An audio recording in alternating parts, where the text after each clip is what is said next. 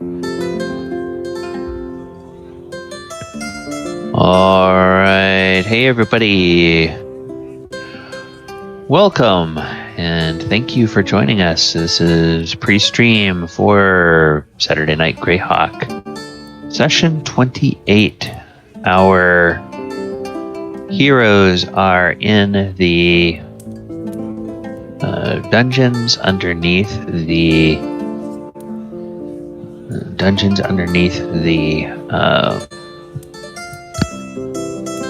temple of elemental evil, and they are exploring the caverns. While we wait for the game to start, you're listening to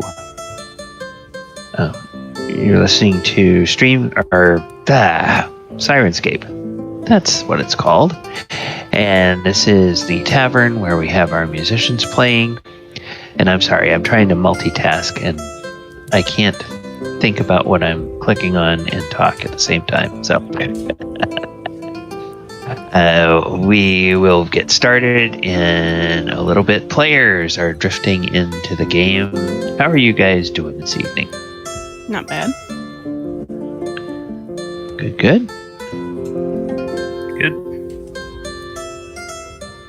So it looks like we have Quint and Min and Marcel on the Roll20. Oh, well, we had Quint on the Roll20. We just lost Quint on the Roll20. Jason and Casca and Heather are in the Discord. I heard from Bob. Bob is going to be a few minutes late due to some family stuff. So we will go ahead and when we get started, we'll do our recap. And then let's see. I see Marcel on the Roll20, but he's not in Discord yet. Marcel, I think, never logged out of the game. Okay. That's possible.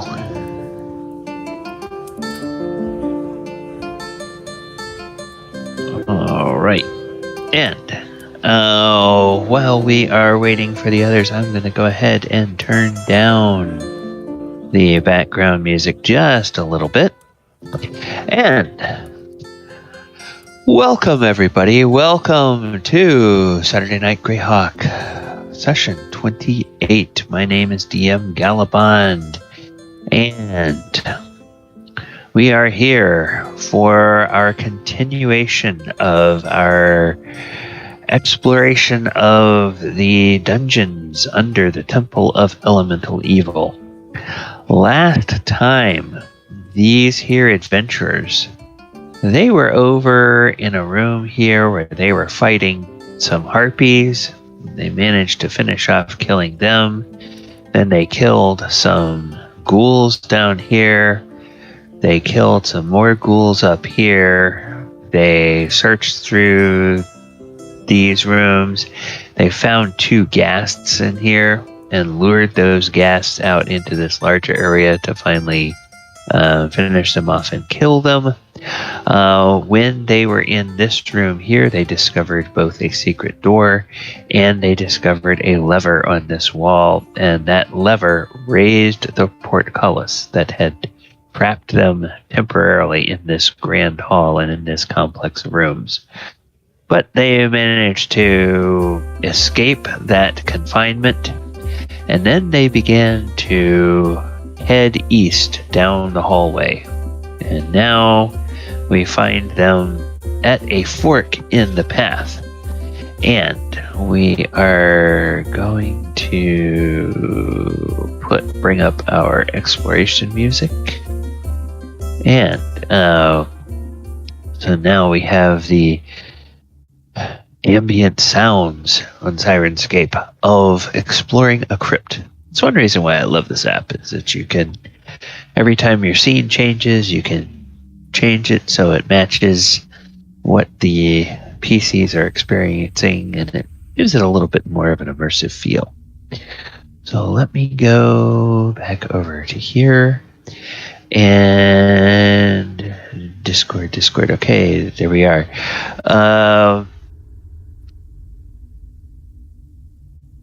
Talon and Min. Yes, sir. Do you all have any... You were facing a decision last time about whether to take the angled passage or go take that little jog to the south. Have you made a choice about what you want to do? I look over at Talon and go, thoughts? Flip a coin? Something?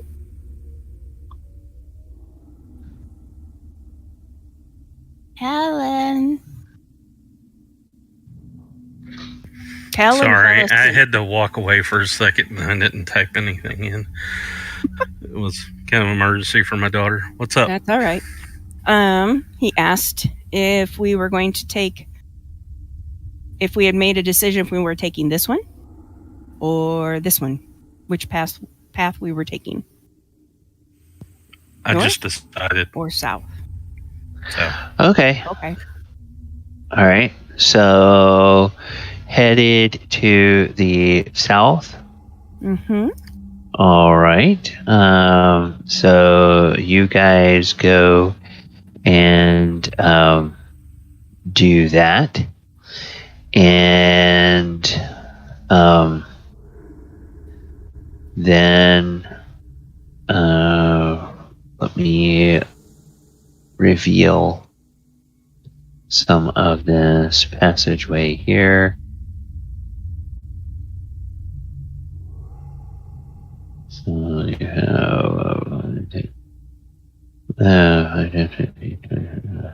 okay, you have more revealed here, and you have a side passage to the south there.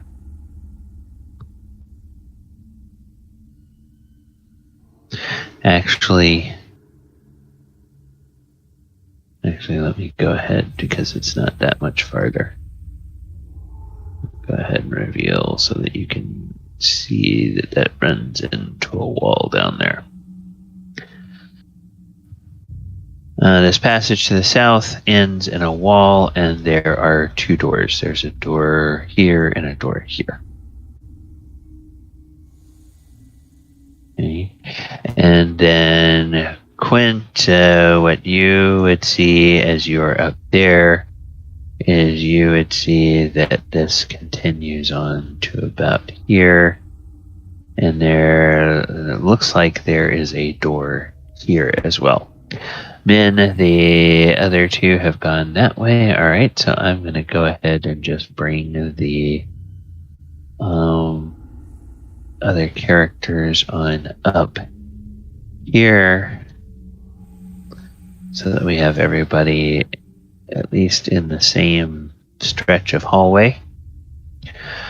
All right, so Talon, you get here. Yeah, I want to check this door for traps. Okay. All right, so let's do this.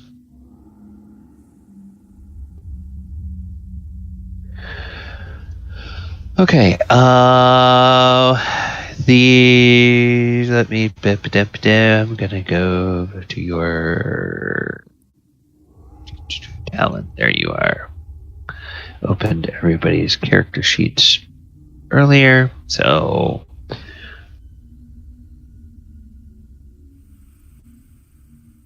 oh wow, you are absolutely positive there are no traps.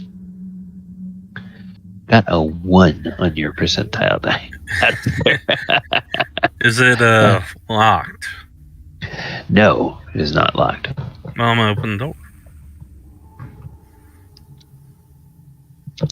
I kick open the door. And as you open the door, you see a room, a chamber. This chamber is obviously no longer in use, for it contains sacks of moldering grain, barrels of rotting flour, and heaps of broken containers and spilled contents in a jumbled mess. I'll search the room. Me too. Okay. Go ahead and okay, you take a few minutes to search through the room and you find absolutely nothing of value. Yay! Yay. Okay. I will check the other door for traps. Okay, check the other door for traps. All right. And then let's go ahead and do this. And we will find and remove traps. No, you're absolutely positive there's nothing here. You got an 11 on your roll out of 30. If the door's unlocked, I'll open it. Yep, the door appears to be unlocked. Okay. Yeah, I'll open it up. Yep. Go in. The door is unlocked, and in this chamber, from the stale reek in this room, you can determine that much beer, wine, and ale was poured out here. The floor is covered with a dark residue, and broken tons, barrels, casks, and kegs are strewn everywhere. Ow. Dark residue, huh? From the smell, it's dark residue of alcohol, spirits, and wine, and ale and beer. I'll go in and search it anyway. Okay. You go in and you guys spend a few minutes in here, and you do in fact find one small barrel. That the barrel is intact, and as you shift it or tip it, there is liquid inside. Ooh. Well, I think we need to unplug it and see what's in this barrel. Little break and relax in here. Might want to go to the one where our feet don't stick to the floor for residue,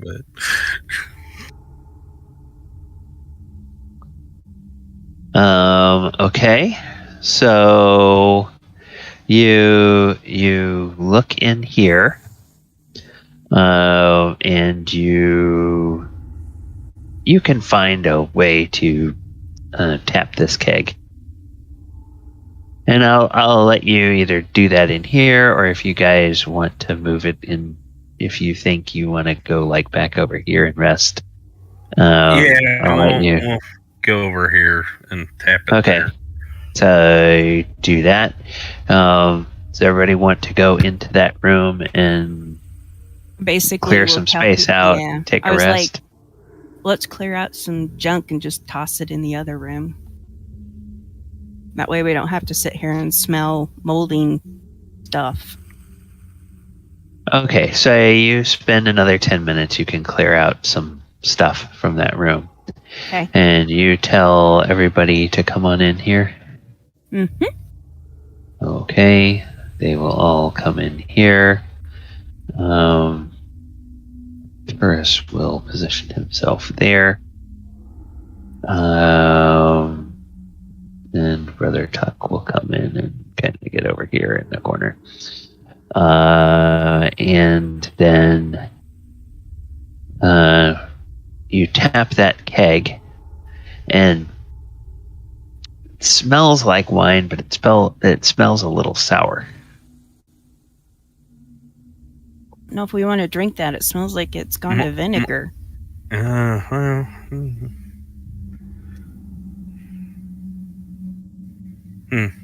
Well, that's a shame. Can Brother Tuck purify it anyway? Can he purify it? Let us see. Does he have that on his spell list? I was We realizing might end up with water, but yeah, with a shot. Water is better than, vinegar. I was realizing last time that nobody asked him to cast any spells, and he is the kind of caster that, I mean, you don't have to tell him which spell to cast, but you say, hey, cast something on those guys, or give us some healing, or do something like that. He will do that. So let's see. That is.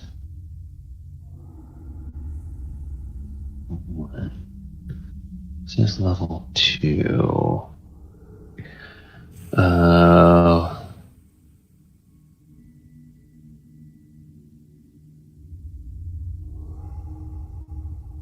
Nope, he does not have Purify Food and Drink memorized.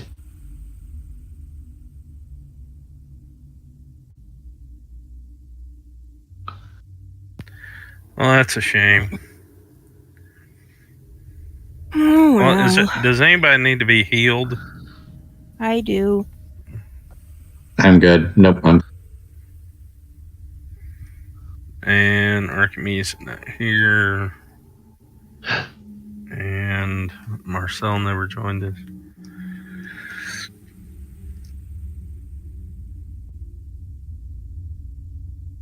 Okay. Yeah, Bob, like I said, he said he'll be 20 or 30 minutes late. This is family stuff. Let's see. So, Brother Tuck does not have... He already used his one healing spell for the day, but he does have some potions. So he can hand out potions if they are needed. Let me go to his equipment tab and just verify how many potions he has. Okay, he's got 3 potions of healing.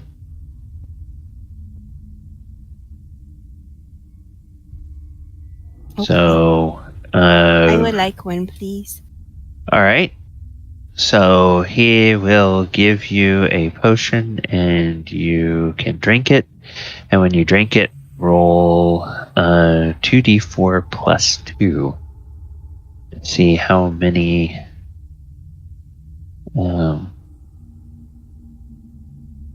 7. Okay.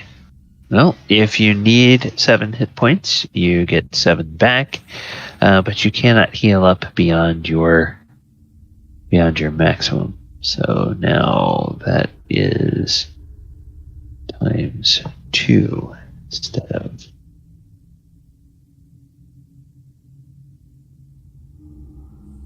Okay. All right. Anybody else need anything? Are the mercenaries fine? Hero is close to full. He's 35 out of 43.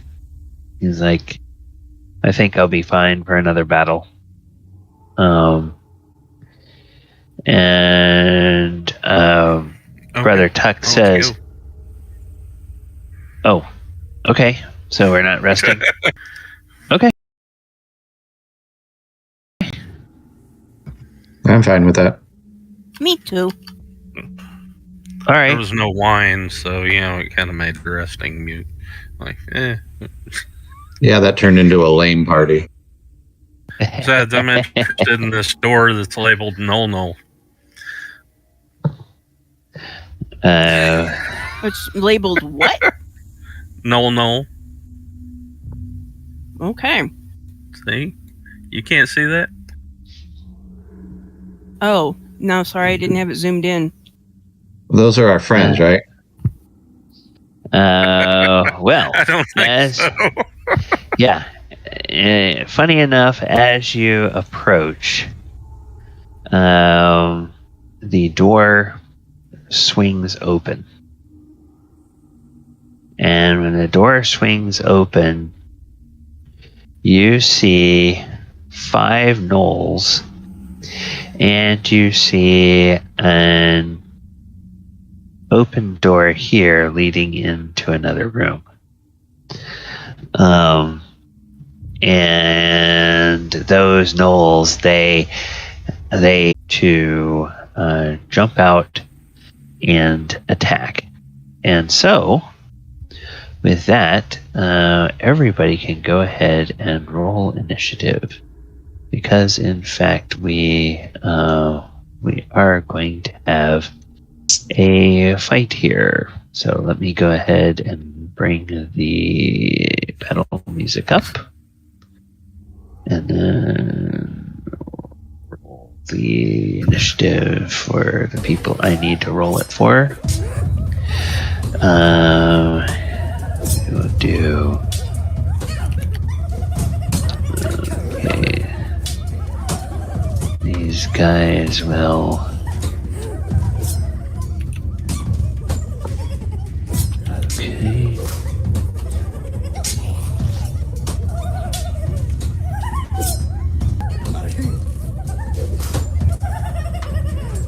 Okay, these guys will.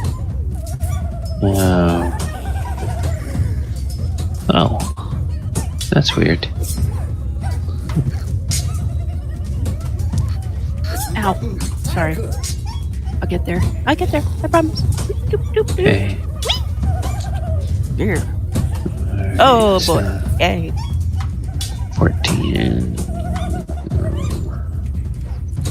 I've learned how to speak Okay. Gnoll, right? I'm just verifying again. You need to put these things on your character sheet, and I'm you need to look at sorry. your character sheet. Don't expect other people to remember what you can do. Then Brother Tuck needs to go to.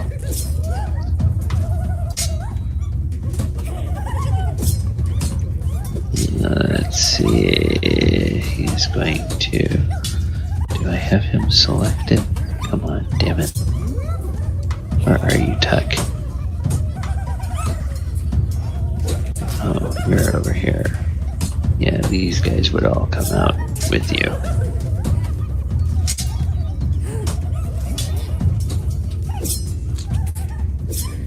Alcott would come over here.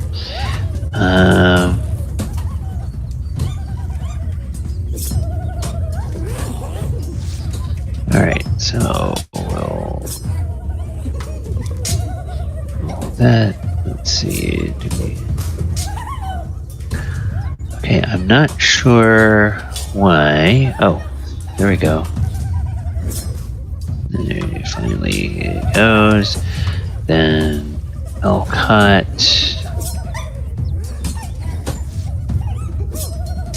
We'll roll initiative for him. And then Burrell, we'll roll initiative for him.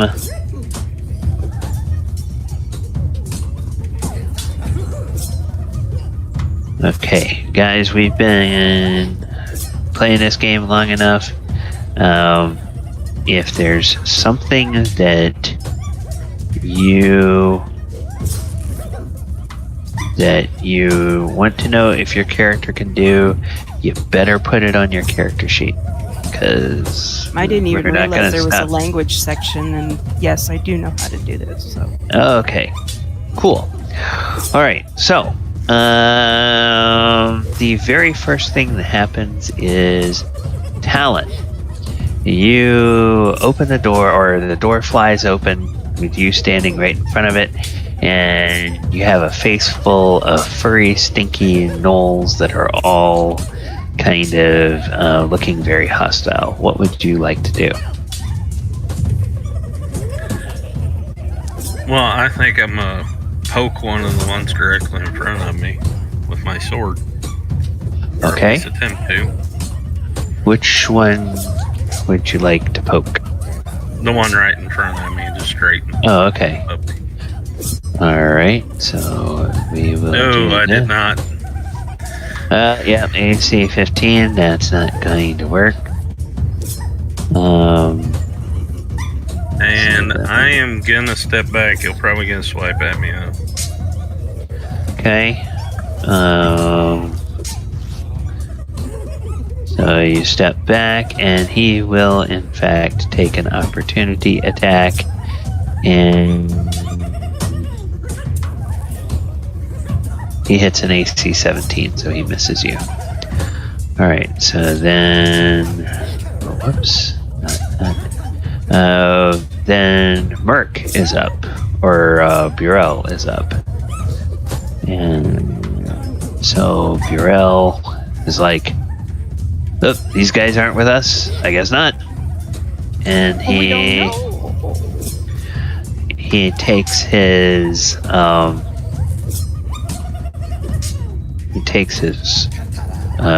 sword, and he will move up to this guy, and he will take a hack at this guy with his sword.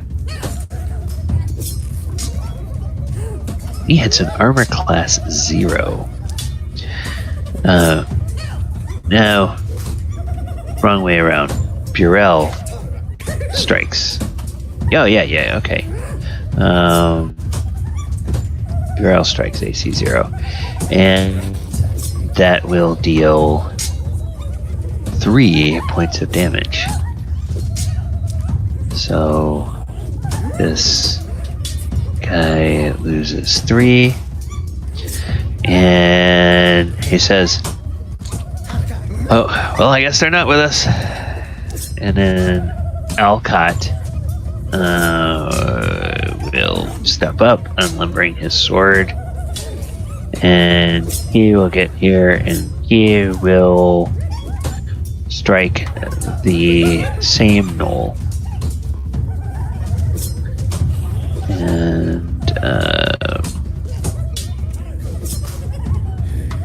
AC 11, that'll miss. And the Gnolls that are in here, they have these guys in this room. They have 121. Okay. Alright, yep. They just have swords. So they're just going to attack with their swords.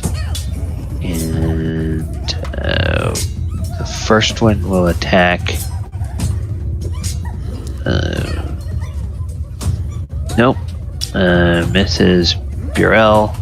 Second one will attack Alcott. Ooh, that might hit. AC 4. Yep, that is AC, or that will hit him, and then does 3 damage. Okay, so Alcott takes 3 damage. It's like, ow! And Min, Okay. you are up. Well, I quickly kind of get behind these guys, even though I've got my javelin out, and I speak Gnoll, and I'm like, "Please stop! Hear us out. We have friends who, like you, who work with us. We can give you good jobs and great pay if you stop fighting." And they're like, "You are not with the temple. We will feast on your bones." But what have they done for you? Have they treated you with respect as you deserve?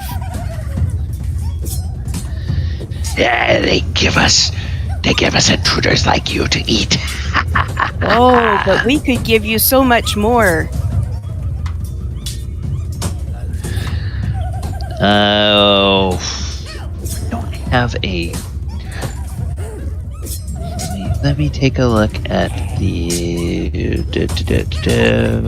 I know I did it for this one. There. We have like a. Oh, it's not a haggling persuasion. There is a persuasion. Okay, make me a charisma check -1. Hey guys, wish me luck.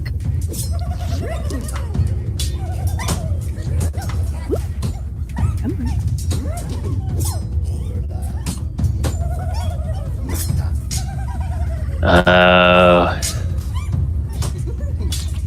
Okay. 5? 5. God damn it.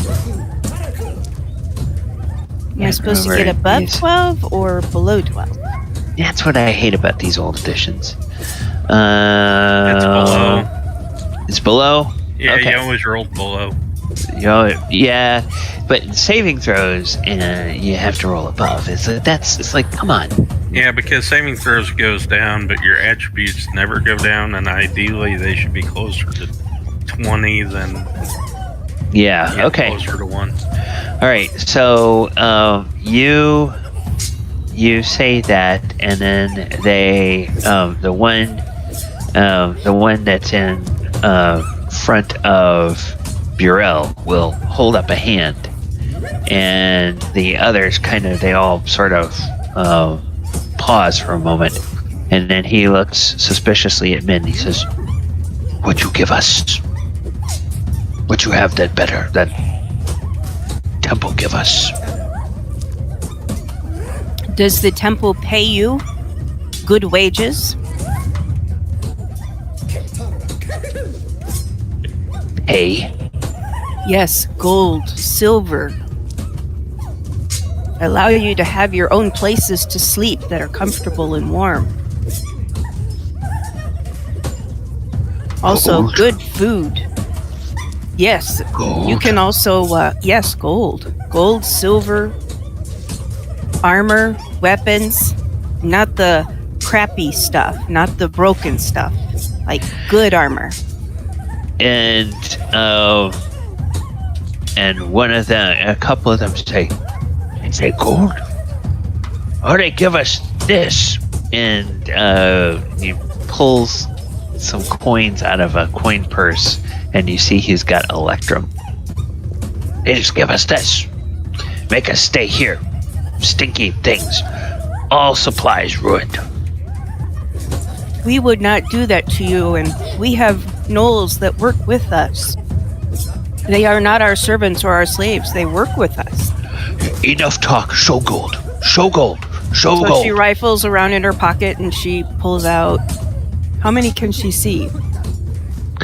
You can see, moving your head around, as many as are in this room. So 1, 2, 3, Okay. 4, 5, 6, and Pull out there's 6 gold from her pouch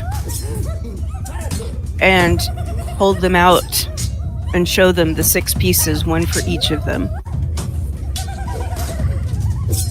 and then the one that started talking, he says, "Your friend hurt. Need more. Your friend So- hurt me. Need more." I am very sorry. It just, you caught him by surprise while she's fishing out some more gold coins. No, don't Okay. give him any gold. I just walk up and hand him a healing potion. Say, here, this will take care of the injury. Well, I can still pay him some gold. Don't give him any more. We'll just heal him. And he says, "Oh, Oh, but if I want to purchase his services.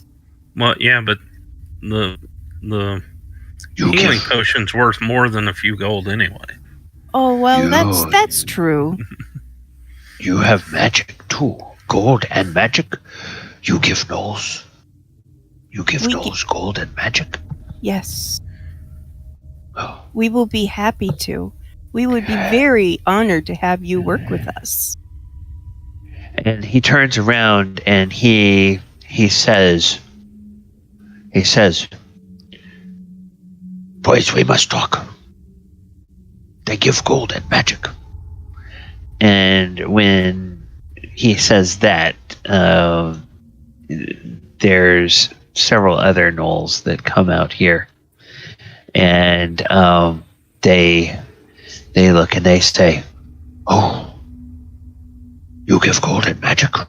Oh, is this? Oh, well, why they?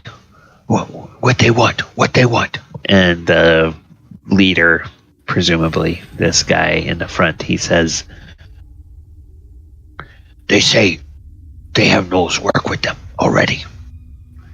Maybe they part of Gnoll tribe. Just look funny Gnolls.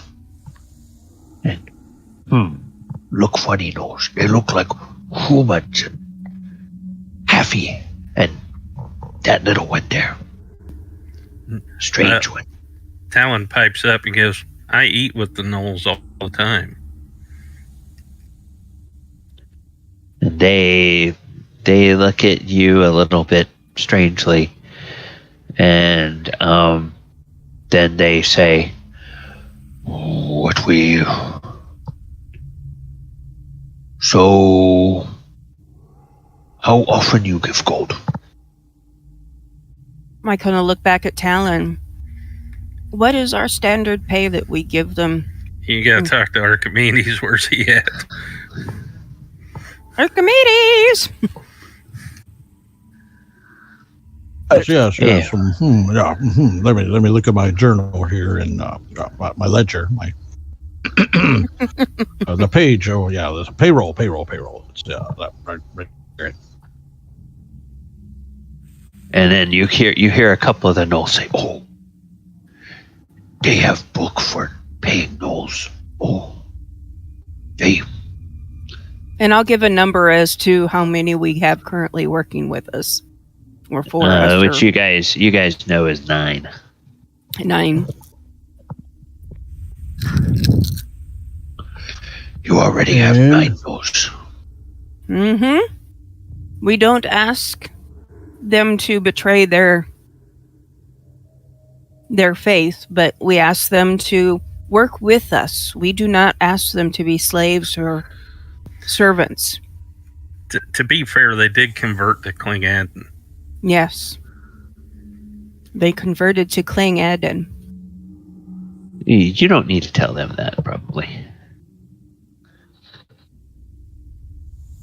But, and they go, Klingaden. Who Klingaden? Sound like dwarf name. Yeah, he's a dwarf war god. That's very strange. Dwarf better to eat than to fight with. And then one of them says that, and then the other one says, "Yeah, but if dwarf pay gold." True. Dwarf pay gold. Maybe.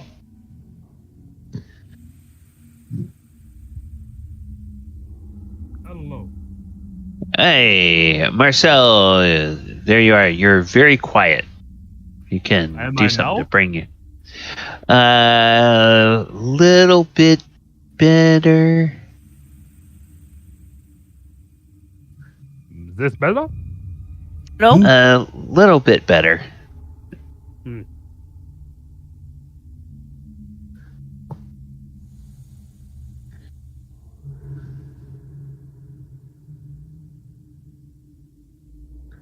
Let's see. Okay. Come on here. Roll 20. Thank you for being very slow tonight. But I think we pay them monthly, don't we? We do. Yes. Yeah. Yeah. Did you have a record of how much you paid them? Don't remember. I think actually you wind up giving them a little bit every time you find some treasure. Right. yes. Yeah, and it was I think it was under Henchman, under the player's handbook that we looked on. You pay Henchman per month. Okay. That's what I'm doing now, and I think it was something like 8 silver a month or something. 2 gold. Oh, better. something. Yes. Yes, much better. Good. Let's Glad to just say hear. we pay them a gold a month. Because I'm sure we pay them in gold. Well, we pay them. We pay them golden month, and then when if that's just them patrolling, and then if they're helping us with Yeah, we things, give then them whatever we With get. harder things, we give 'em then treasure, We pay them yeah. more. Yeah. Yeah. So I tell them the They deal. get a share, the captain. Or I the say we- entire group, something like that. We pay a gold a month, and if you're helping us in like an endeavor like this, then you get a portion of treasure. And they look at each other. Whoa, we get treasure. We get treasure. And don't forget to praise Clang Adam. And Well, we're not converting them just yet. I tell them who the leader is of the others, just in case, and I can't remember his name now. Urgal. I think Urgal. Urgal is the name of. He had 2 different names. Yeah. The one that wound up going on his token was Urgal, so that's what I'm sticking with. I tell him Urgal is the leader of the Gnolls that's with us. Oh, they here now, or Close by. they're close by? Oh, well, what if we tell you where we can find treasure? Well, that would be very helpful. Is there anything else back here where you all were? We must be quiet. Beyond other room, and he points over here. Beyond other room to north, there is room with different band of Gnolls. Bad Gnolls. They live with hobgoblins, Oh dear. and they serve ogres. Ogres, hobgoblins, and bad Gnolls. Oh So my. all of them are in that room right there. No, further north from that room, but Good to hear. well. So, are you wanting to join us? And we have some. Can we have some of treasure when we kill Gnolls and hobgoblins and ogres? Yes. Sure, and we'll give them each a gold piece now. Yep. As a welcoming bonus. Oh, we have signing bonus when we get to civilization. We need agent. Maybe get better signing bonus next time. How about a nice room, clean straw to sleep on, blankets, good food, with the occasional bad guy thrown in for For good tenderizing. measures. And then you get your pay, and then you can also come and help us with our adventures and get a part of the gold that we use, or that we earn. Yeah, Talon will tell them in Gnoll, hoping that Brother Tuck won't understand that, they let us, consume enemy that we kill. Me and the other Gnolls. Only certain ones of us, yeah. Yeah. Some of the other goody two-shoe people are not as keen on it. It has to be set somewhere different. Well, Tuck doesn't know yet. And I'm just kind of leaving it at that. So, Yeah. Oh, you. So, and then one of them smiles in recognition at Talon and says, "Oh, that why you eat with Gnoll, where everybody eat enemy. Others eat Humi food." correct.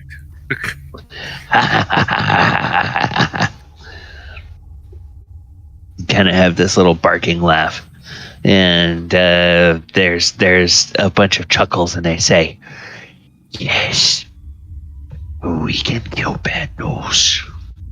We can kill hobgoblins.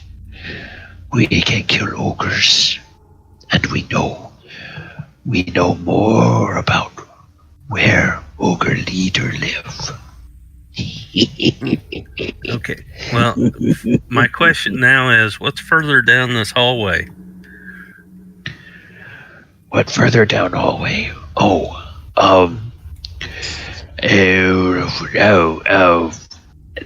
Which one of us remember what further down hallway? Oh, that be him. We'll go get him.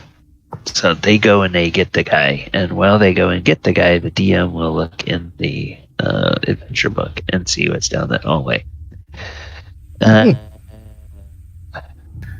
Are we getting 9 more? Because I'm counting 8 already. Yeah. There's just 8, not 9. There's just 8. Okay. All right. Perfect. They say, "Oh, you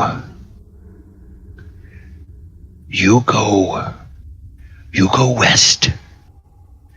There, at end of hall, there be stinking, not dead things. Corpses that walk and stink. They claw you. You stop moving. Yeah, we killed some of those already on the other end of the hall.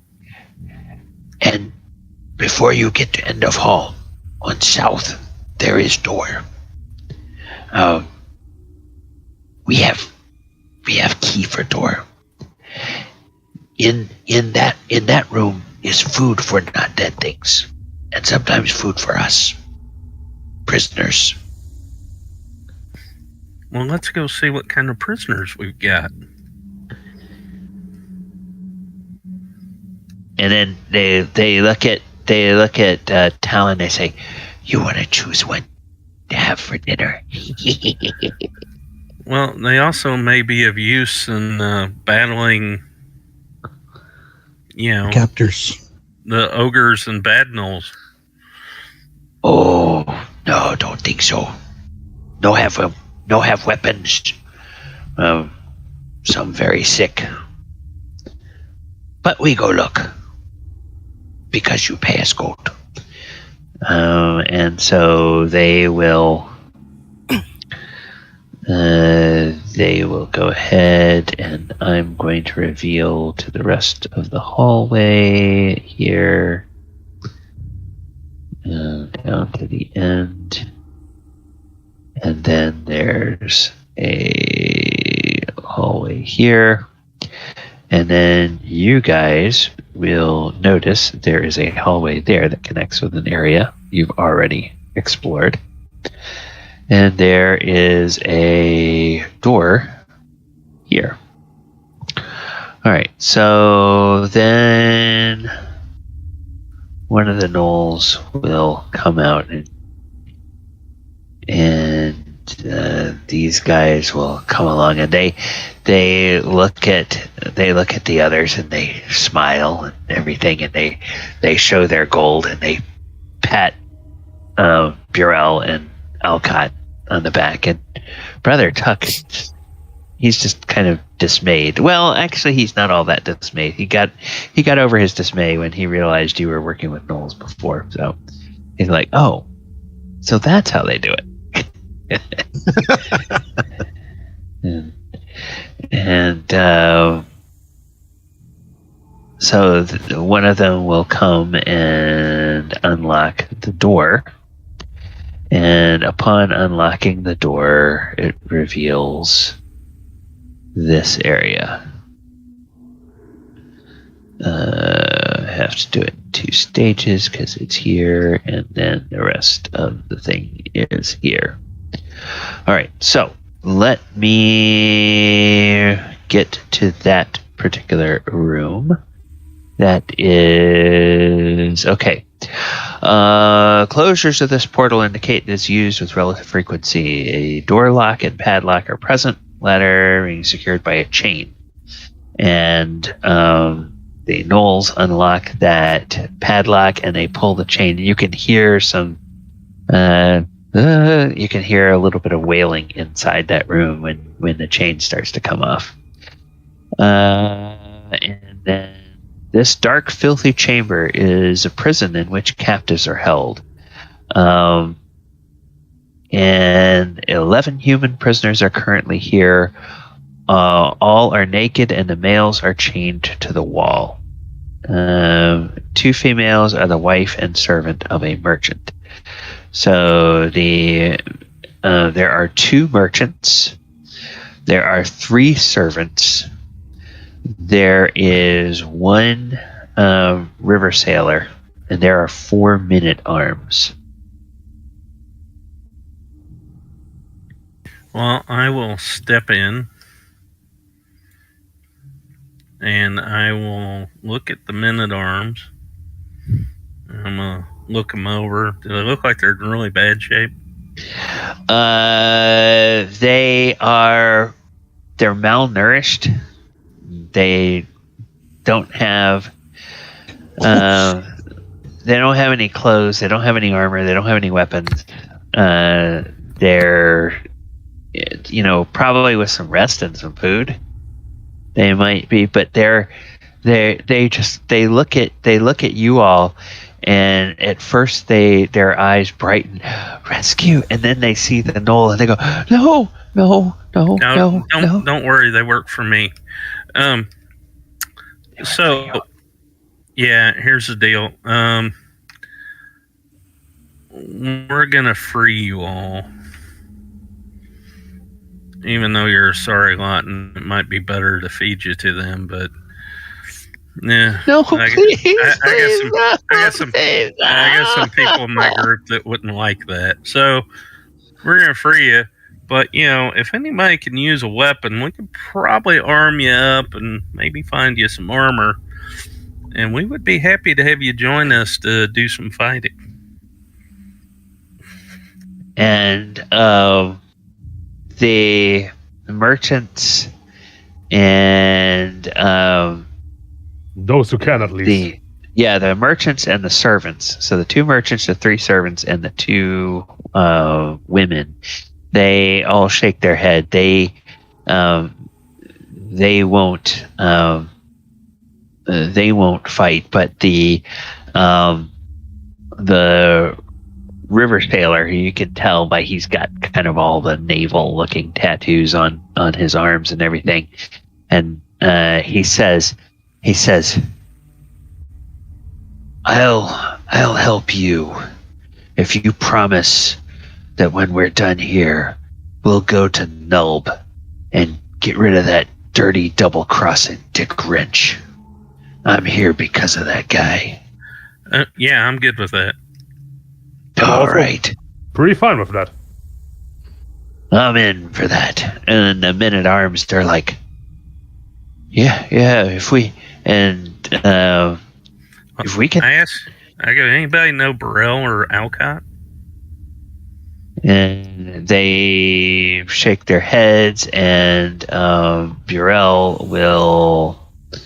Oops, I'm gonna get the right tool. He will come in here and he will look, and he will say, "Oh no, I don't recognize any of these guys." And Alcott comes in and he doesn't recognize them either.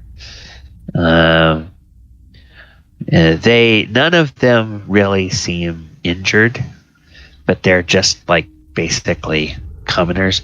They're like, please take us out of here. Please take us out. Please take us out. Please. Well, I was thinking if we could, them There must the be room where sailor and folk are. the other 4 will fight. I'm sure we picked up some stuff we could arm them with. Probably, but there And- also must be room with the armor.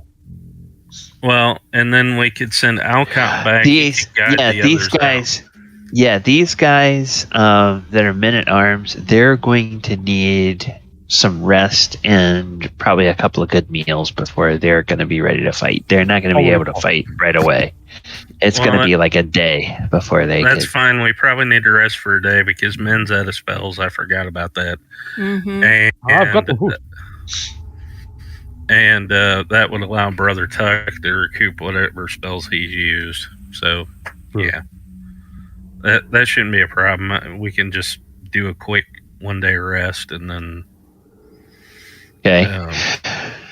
So, no, your new allies, they're like, if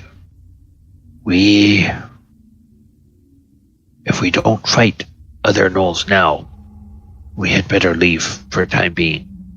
Because if we gone, they don't know where we are. They start looking for us. So if we leaving, we go with you to outside. Min nods. Well, that would be best. Well, I was wondering Leaving if, right now? if you are right where you're supposed to be, will they suspect anything? Oh. Good plan.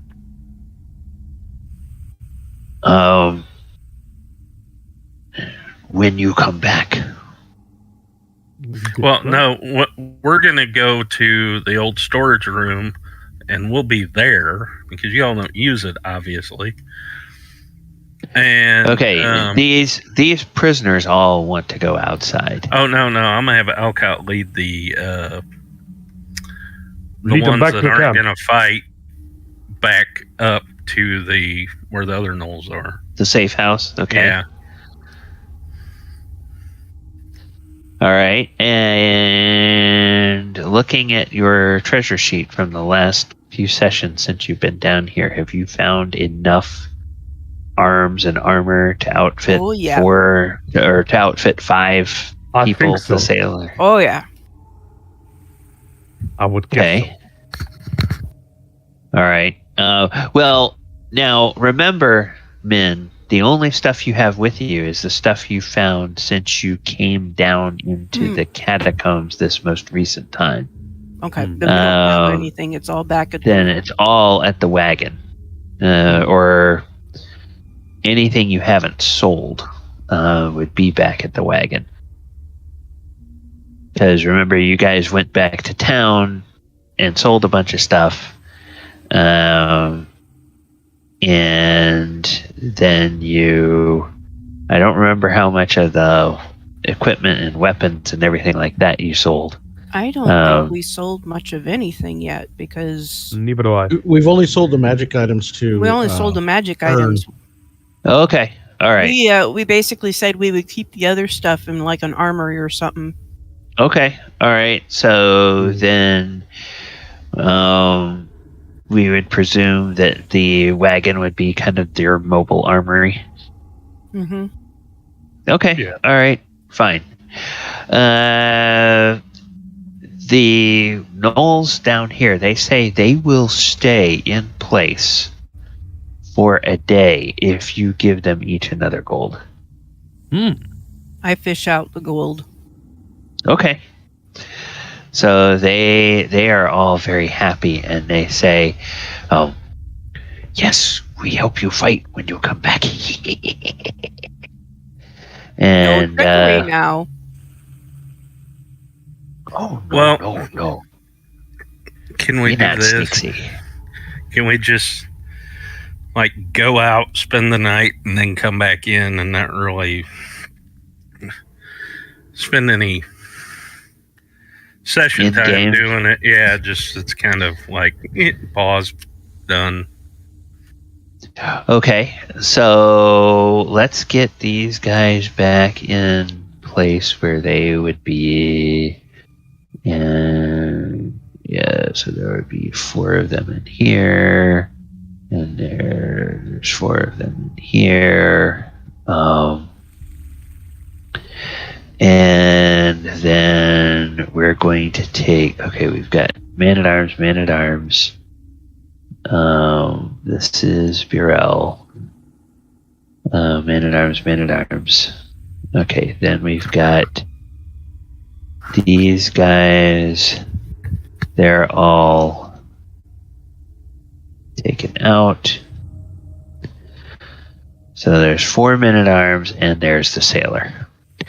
Looking at your stuff that you have on the wagon, what kind of armor and weapons are you giving them? Because right now they're pretty sad looking. Pretty sad looking characters. You say we're going back to the wagon? The wagon is at the safe house. Yeah. Is that Wagon where is horses are upstairs. too? Because Yeah, safe house and. Well, we can give them. I have one extra on me. I have an extra just a regular. Yeah, long but these guys need something to wear as well as something to fight with. Okay, we got 2 suits of leather armor, a suit of studded leather, a suit of ringmail, another suit of studded leather. So 2 studded leather, 1 ringmail, and 2 leather armor. Okay, 2 leather, a studded, and a ringmail. Yep. Or 3 leather. 2 leather or 3 leather? 2 leather, 1 studded leather, and 2 ringmail is what I thought I said. Or okay, no, 2 studded leather, 2 leather, and 1 ringmail. Okay. Let me look and see if I've created a token for a man at arms yet. I have a token for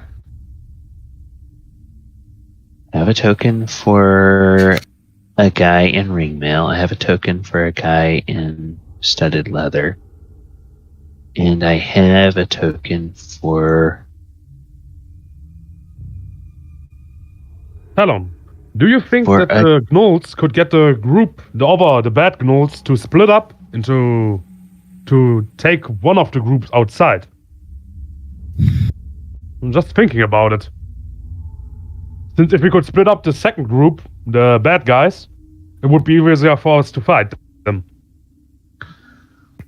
Well, I think the hope is that we can get the bad Gnolls, take them out, and then take out the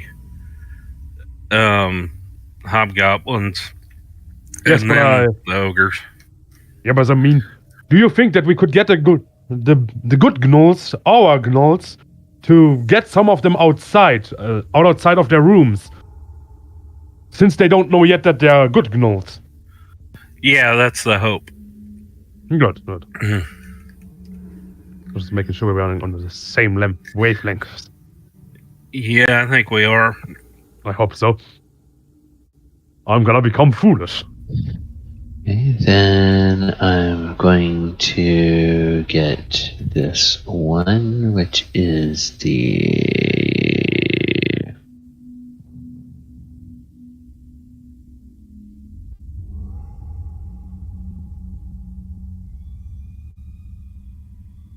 copy. And then we'll go back here. Some of us stay down here so they don't notice the dead bodies. If they decide to patrol outside in the rooms. I'm asking Talon that. For now. No, we're gonna just kind of we're all gonna go up because that way, if they do patrol, they'll go, oh well, what happened here? But they won't know. but I know they've been attacked. Well, no, just because of the dead ghouls. Because of the dead harpies and ghouls Yeah, and ghasts. I doubt they go there. I could only hope so, but it just may happen. Well, yeah, but my guess is they don't. I'm going to take the guess they don't go there because they don't want to deal with them. That could also be true. Undeads are stinky menaces. Okay. So we have. All right. So we've got. This is gonna be here. Okay, I'm gonna put. All right, come on.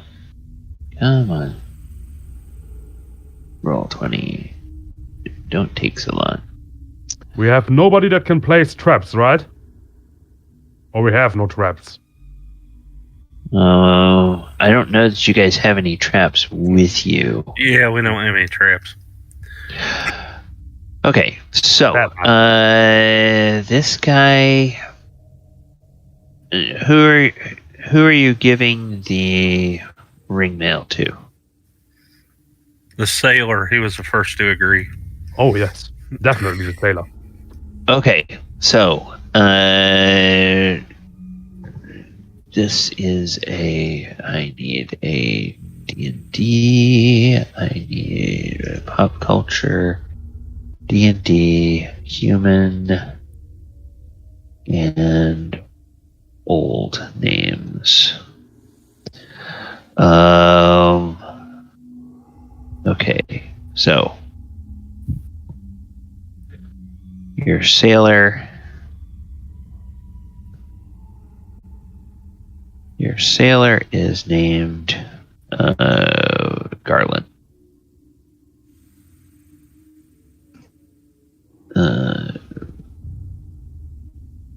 Come on.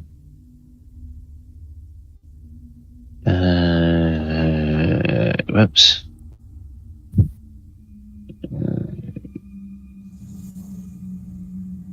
Garland. Sailor. Alright, so he is there. Then, how are you going to arm him? Does he have a preference? He's kind of handy with. He's basically a fighter, so whatever weapons you have, he could use. Just can't give him. He's not specialized. He's just not specialized in anything. Just give him a long sword. Yeah, well, actually, we'll just give them all long swords. Okay. And do any of them know how to use bows or crossbows? They're all pretty much fighters. So they could use a simple bow and they could use a simple crossword. A simple bow, simple crossbow, and a sword. We'll give them each a short bow and arrows, too. Okay. All right. So, which is nice because these tokens that I created were set up pretty much for that, except for this token, but I can do that. So these are. So one guy is going to get studded leather. And so let me give him a name. And come on. And we're going to give them each a gold piece. Oh, each of the... Yep, that's prepayment.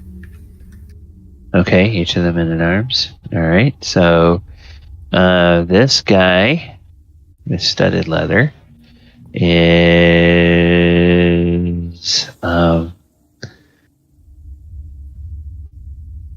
he's Devin. Just because. That's what the...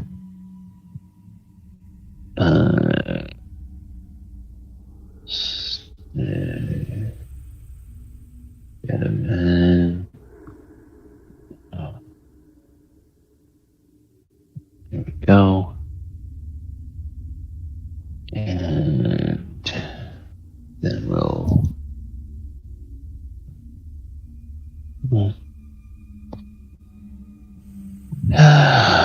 By the time I finish doing this, it's going to be time for a break. Alright, so... Need name generated or anything? No. It's just Roll20's being slow for opening and updating these character sheets. Oh, So yeah. you guys go ahead and talk amongst yourselves. Well, I'm gonna have Talk amongst yourselves while you're doing your rest. I'm gonna have two of the Gnolls escort the non-fighting people, like get them To the next city or the what? Well, not to know Hamlet. To Hamlet, the next village. Yeah, get them to Hamlet safely. And What are they? Are they? Do we have some spare clothes for them? I We've just got mean a whole regular bunch clothes. of black cloaks. We got Well, plenty of black cloaks. you got a bunch of changes of clothes that are mainly women's clothes, but it's half orc, I like half Min's orc idea. sized. Let's just dress them in black cloaks. Yeah, we'll give them a half. March them to Hamlet. Give them a half orc clothes too. Yeah, And Probably shouldn't use a whip for it. and tell them when they get to Hamlet to see the mayor. Tell them, now I tell them that I tell the Gnolls to stop at the moat house and have two humans escort them the rest of the way into town, and then the Gnolls can come back. Okay, so we're gonna copy this guy, and then this guy, and then this guy. Okay, so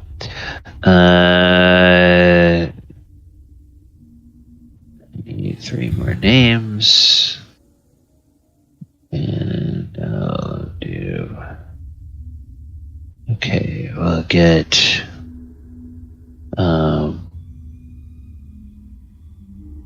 Terrence.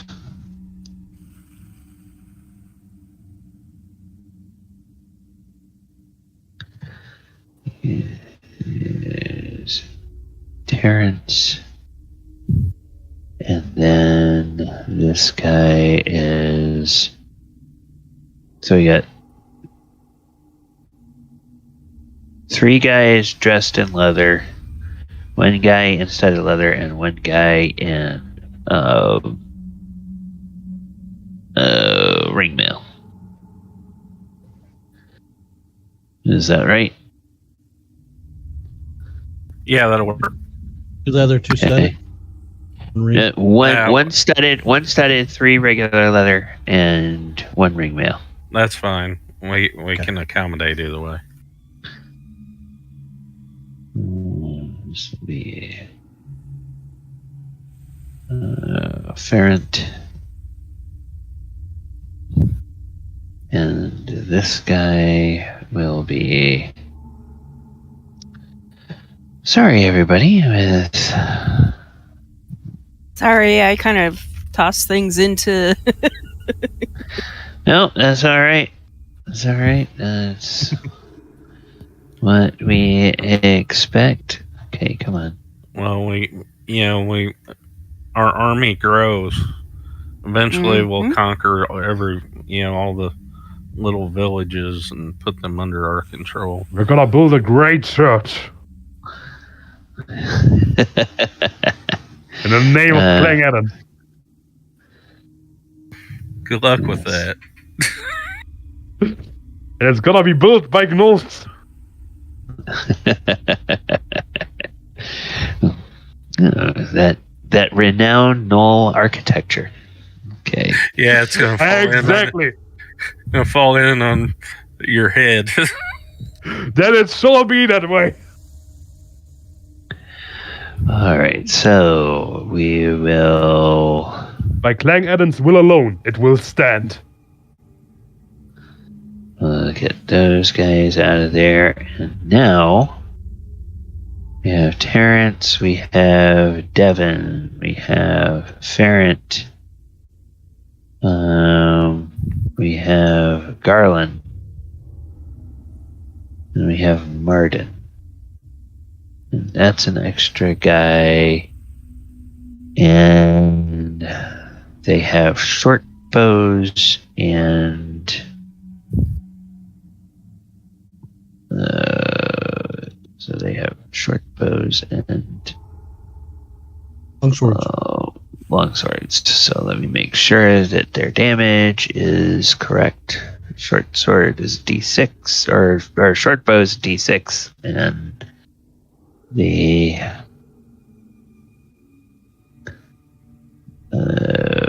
yep, and the sword is D8. All right, so good, done and done. All right. Oh shoot,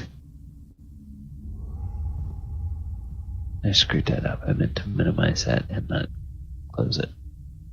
So there we go. All right, and now I need 8 Gnoll names. So pop culture, D&D, Gnolls. Where are Gnolls? Gnolls. Oh, They're all 1 through 8. yeah. So we'll just go down. Oh, come on, here you. That's weird. Ah, there. I knew they had some. All right. So, well,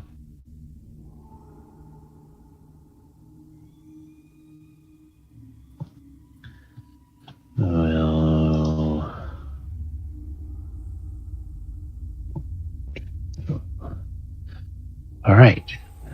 So we have. I'll just go in order here. We have this guy is Gith.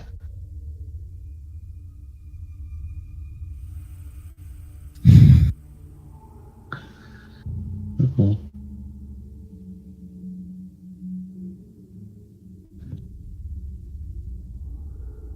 And roll 2 is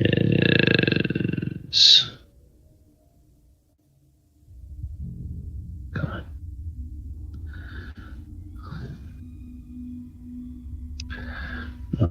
2 over here is this guy. You keep talking, guys. You keep talking amongst yourselves. Keep things going. No dead air. Well, Arcturus, do you feel that you can do some turning again? Well, I could, but only if they're ghouls. I'm not really the strongest in the faith kind of type. Well, yeah, I know this, but you're always wanting to build a church. I don't understand it, but whatever. Actually, I may be a bit stronger since last time in my faith. You guys did take that night's rest, so if you were at a point where you could level up, then you will gain the benefits of your next level. Oh, I feel a surge of power. And if you had any wounds, instead of healing 1 point, heal 3 points, because Brother Tuck has that herbalism thing he can do when you guys take a rest. So yes, I think I could turn some. I could at least try to turn them. Well, we got Brother Tuck, so we got 2 tries. Yeah, if we could, I'm thinking we should take out the ghouls first before we go after the.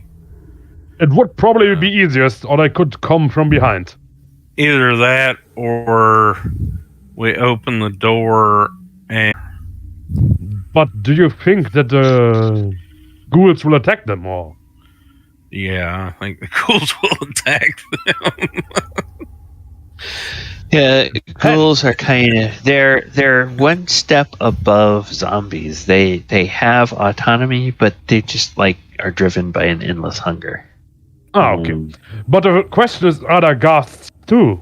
Because the ghast didn't seem so dumb in the head. Well, maybe not, but They did say there were someone with a claws that could turn you, that could paralyze you. That sounds like ghast. Well, ghouls do that can too. do that, yeah. Oh. Well, okay. They will tell you that there's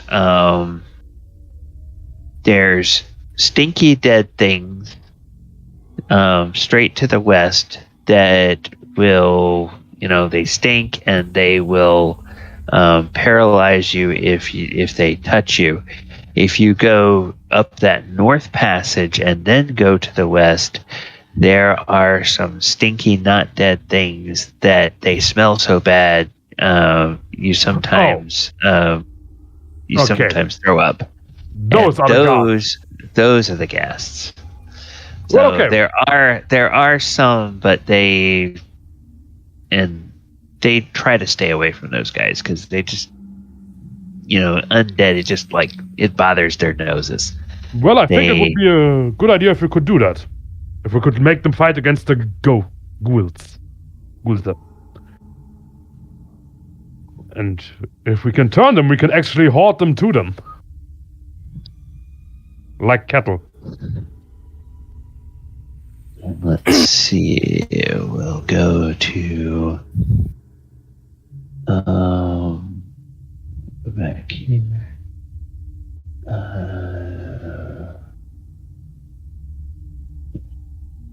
Or it's like it's taking 30 seconds to open the stupid page.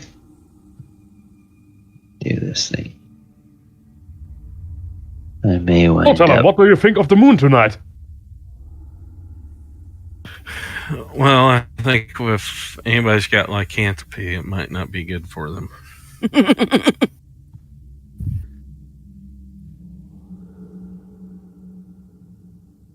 I'm looking up at the moon. Very nice. Yeah, the moon. I forget what we said last time. The moon is 2 weeks, I think, or 1 week. Was it last time 1 week? Or a few days? I don't remember. I think last time it was about a week. So yeah, I mean it's getting close. It's not full. Well, it would certainly be bad for someone with lycanthropy. You're right about that. Yeah, it'd be bad if they were out in the moonlight. I walk up behind Marcel when he says that and go, "Oh!" And I turn around and slap her head off. Nope. You would hit a woman? How dare you? You brute! Equal rights, equal fights. I was just teasing you. If he slaps her, I'm gonna kick him. I slash. I want to draw my sword. No. Oh goodness! I'm just gonna turn around and probably be scared for a second. Or realizing it's just Min. This Min being silly and watching down at her annoyedly. And she giggles. She's like, sticks her tongue out. I take out some of my holy water and splash it on her. You deserve that. You're so mean.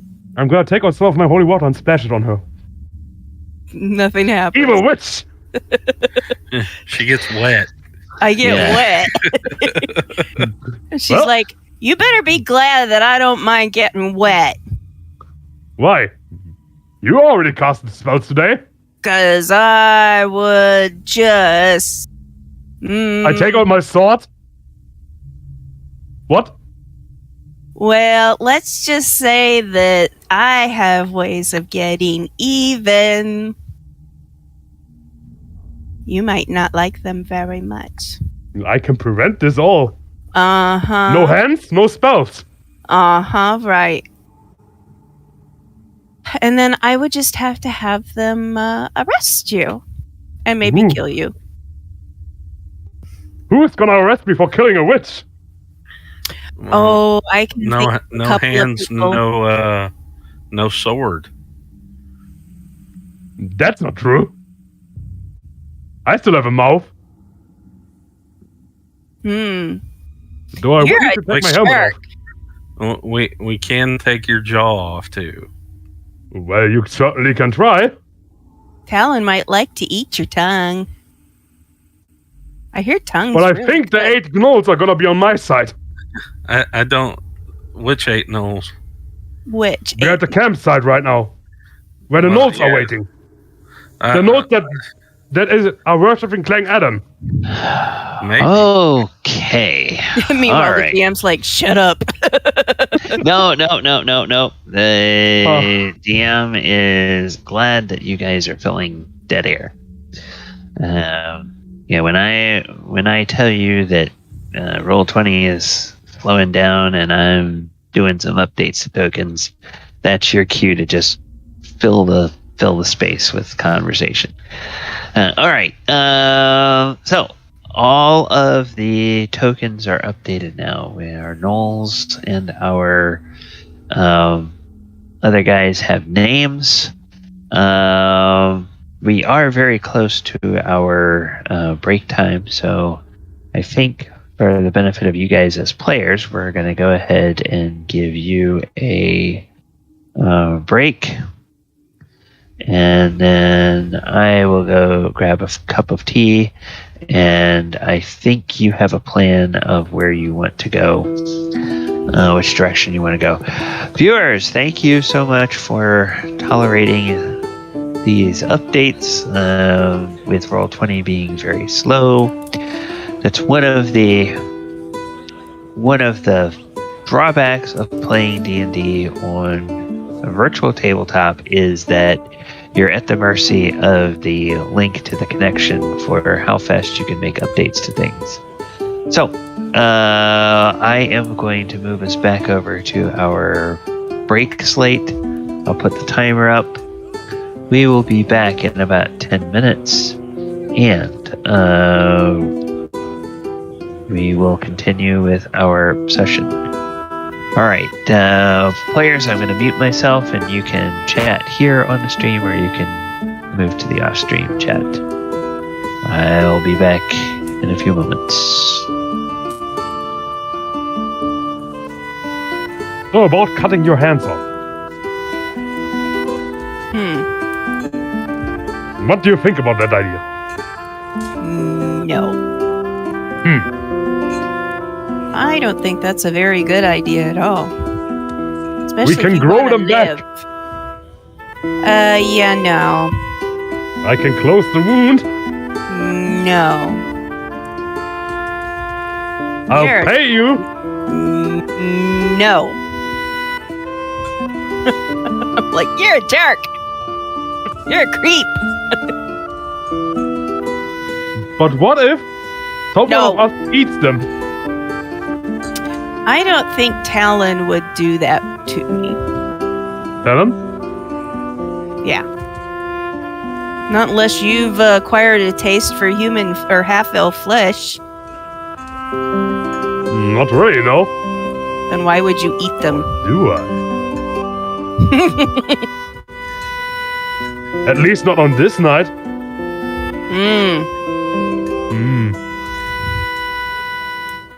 Well, I think the GM has a good idea. I'm gonna go get myself a cup of tea. Cup of tea. That's a great idea.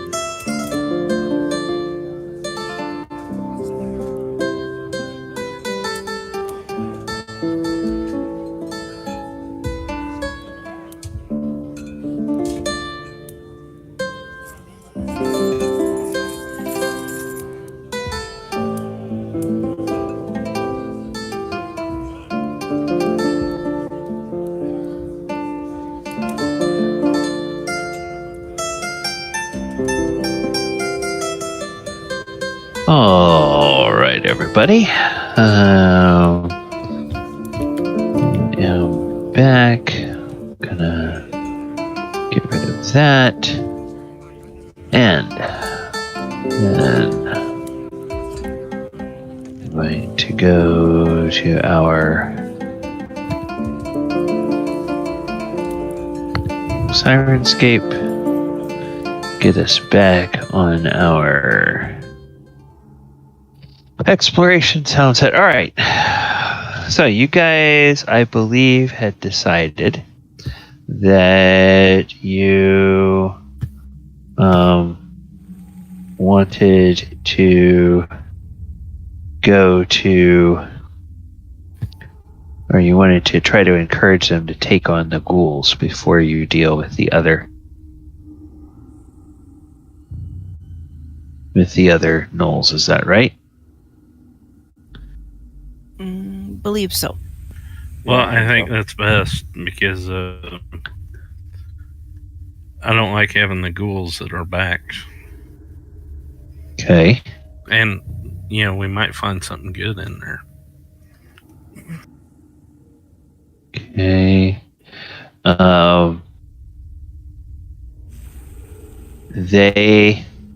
The Gnolls will in fact tell you in this area that they have here, the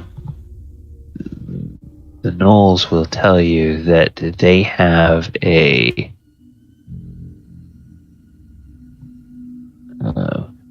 little surprise here. Oh. Yes, and we're going to put this on the map layer. All right. They will show you a rope over here, and they will point to the ceiling of the room. And you can see there's like a weighted net, like a fishing net, that's hanging above that. They point to this corridor here. They say, no, that's supposed to deal with people that intrude from that direction. But we can use it against bad gnolls. Very good. I like that plan. So, if you humies and elfies, you go over here to this space, and then we here in this space, and then we yell for help from Gnolls to north. They come, and we drop dead. I think that will work. Then we kill all. Good idea. See, you guys are So- awesome. Sounds real good. You're fitting perfectly in our group. So, did you guys heal up? Anybody that needs to heal up? Mm-hmm. All right. Brother Chuck did not, so he's going to do that now. Tracker. Okay, he's at 21. His spells are reset. Reset the spell slots. So, that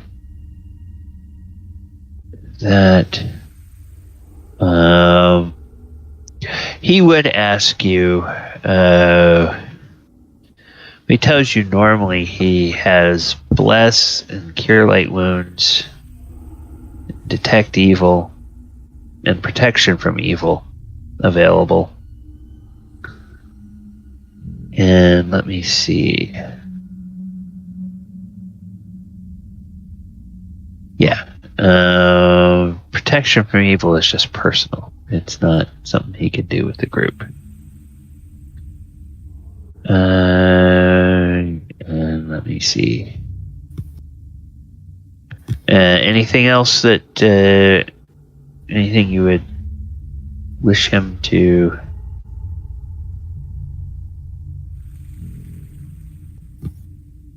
Mm-mm. Instead, okay. Well, I would think more cure light or more cure stuff would be better than, like detect evil or. Okay. If he needs to protect himself from evil, that's fine. Okay.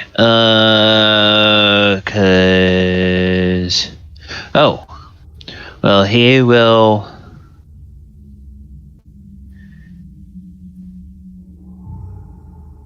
Yeah, he will get rid of the detect evil, and he will add a second cure light wounds, and then he will get everyone together, and let's see, what's the radius on this? I think you have this one as well, Marcel. Okay, it's Bless. I don't have that. Okay, upon uttering Bless, raises the morale of friendly creatures in any saving throw results they make against fear effects by +1. Raises their attack dice rolls by +1. Blessing affects only those not already engaged in melee combat. At what range up to 60 feet he will cast a spell? Instant spell is completed, affects all creatures in a 50-foot cube centered on a point selected by the caster. So, he will do that. He will go into this room here, and he will ask everybody to get in the hallway near him, or in one of those two rooms where the Gnolls are. And so as long as you're within 50 feet of Brother Tuck. If you are not, please move your token. I'm getting right up into Brother Tuck. Okay. Bob, are you there?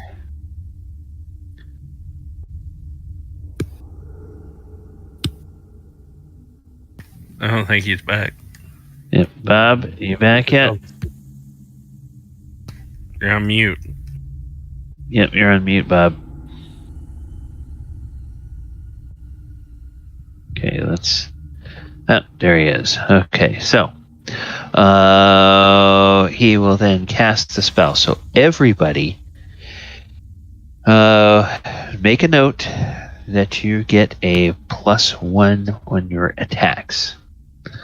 So for all of your attacks, you will get a +1. This guy will have drunk his potion and got a night's rest, so he is back up to full. 13, that's gift. All right, and then you can take your positions for where you want to be at the beginning of the fight. Brother Tuck will get over here, kind of at the kind of at this area.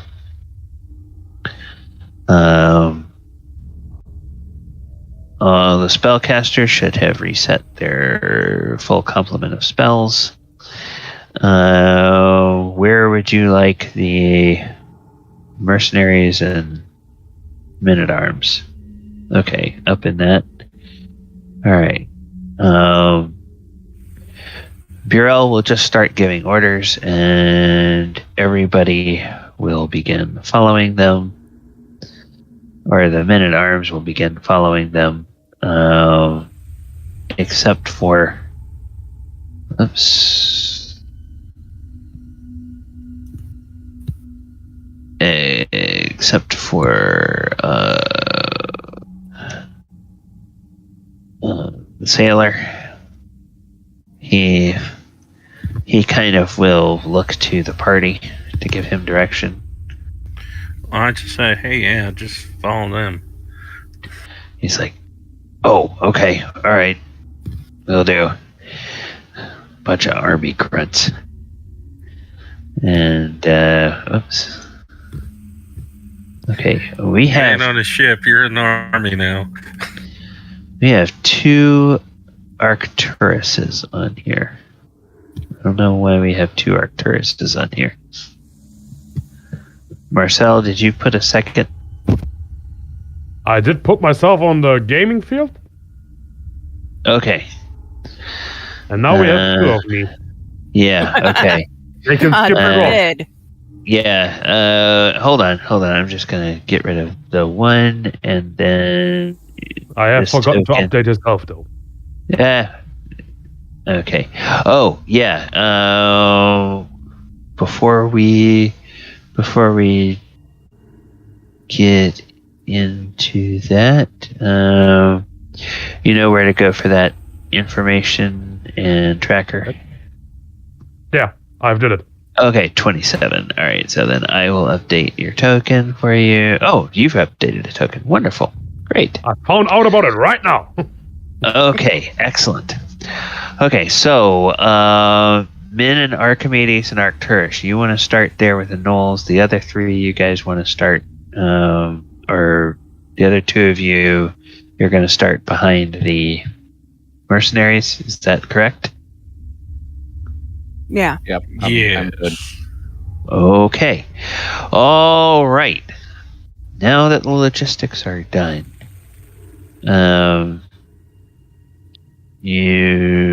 somebody tell the Gnolls to start the plan. Go at it. Okay, Do it, so Gith says, "Oh, we've got intruders. We need some help in here," he yells at Gnoll. And you hear some excited yammering from behind this door. And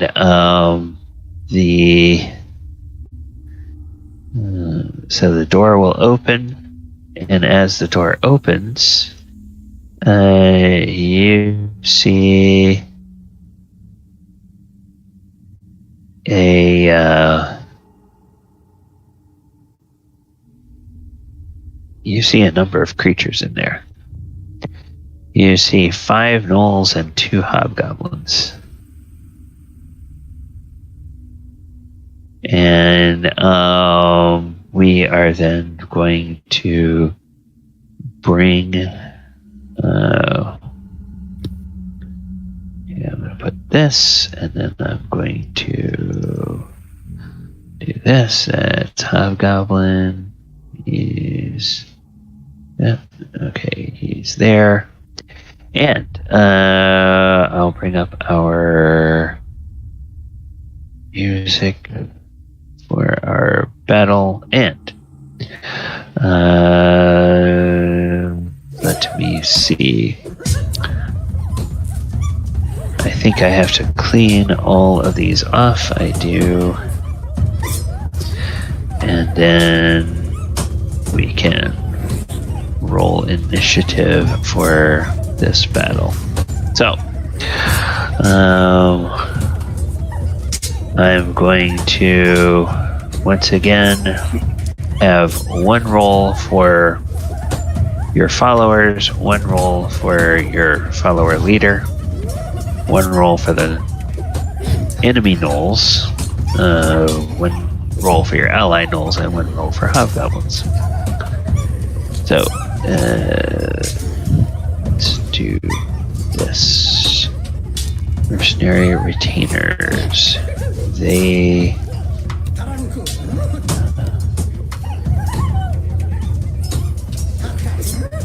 Okay. Then the leader gets this. Okay. We kind of had Gith as the de facto leader of your Gnoll allies. So he rolls that. We'll have this Gnoll, and he will roll for them. And then we have this Hobgoblin. We'll roll for him.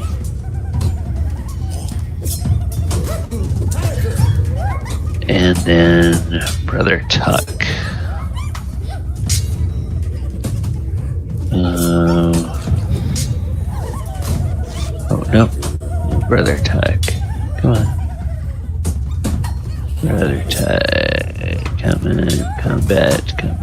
There we go. Roll for him. Okay. Alright, and you guys are all rolled, I think. So, ascending. Talon, Min.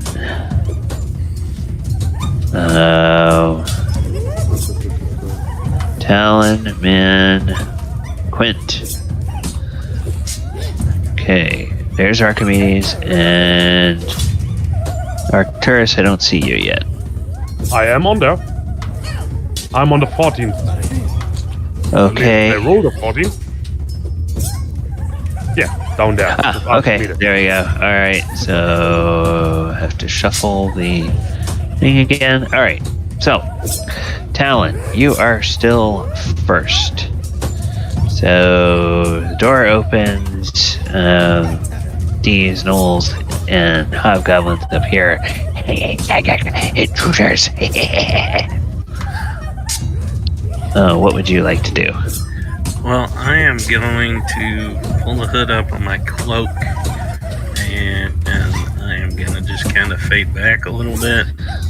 Okay. Here, and I'm going to wait for now, because, you know, there's a big crowd in front of me anyway. So, but I may go around at some point, try to sneak in on them once everything happens. Okay. Min. Yes. You are up.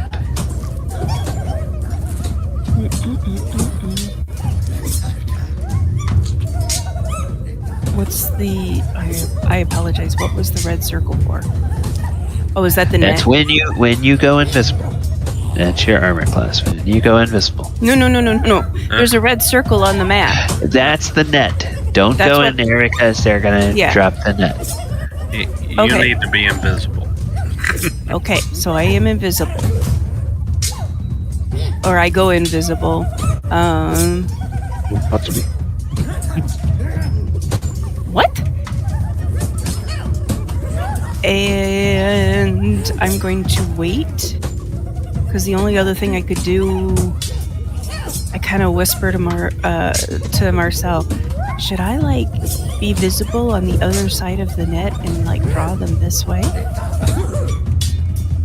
We could do that, but I don't think it would be the best idea to have you as our... And then she kind of pokes him and then says, well, then you get in there. Okay. It's a good old plan of that. Alright, so that's my action for the moment. I'm readying myself for if they drop the net, and then I can poke something with my javelin. Okay. Brother Tuck says, courage, everyone. courage. And then the Gnolls, they go, fresh meat. And they start to come out here, and they begin to kind of come up this way, and they come out here. And then when Hobgoblins haven't gone yet. When 4 of them get here, they drop the net, and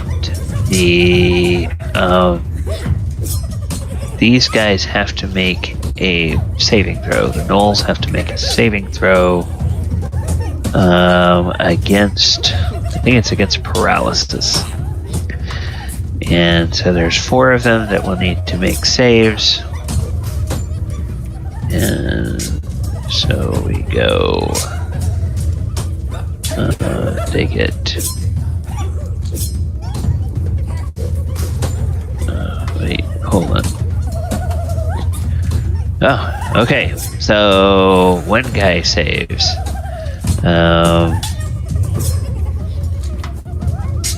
Second guy fails. Third guy fails. Fourth guy fails. So one guy manages, we'll say it's guy in the top left. He manages to jump out of the way. Just because of logistics, we'll say it's top right. But this guy here is restrained. This guy here is restrained. And this guy here is restrained. And they're like, oh! And then these 2 Gnolls, they bark and they look at these Gnolls in here. And then Myrna and Swarzum and Nath, they all just start laughing. You are the fresh meat.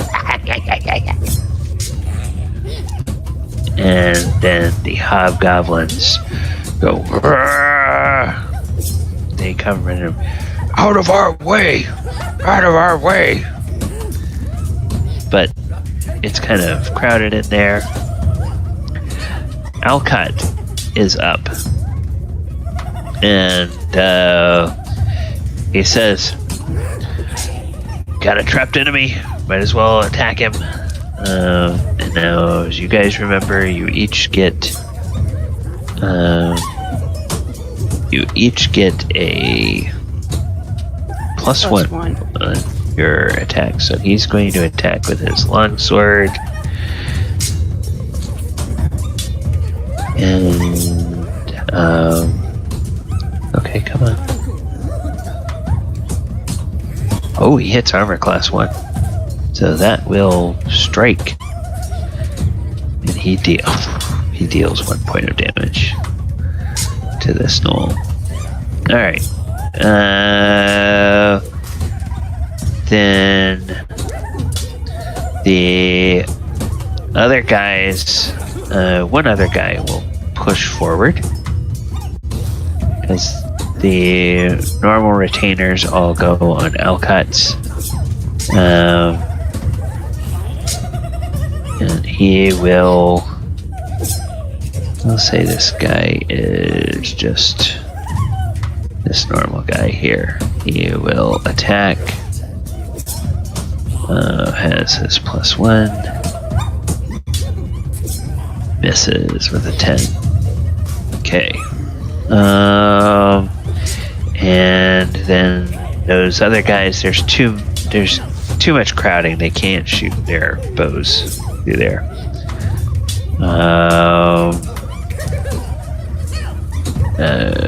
Burrell, we're like, oh, I guess this guy would come out of the way. And then Burrell would go in here. And he will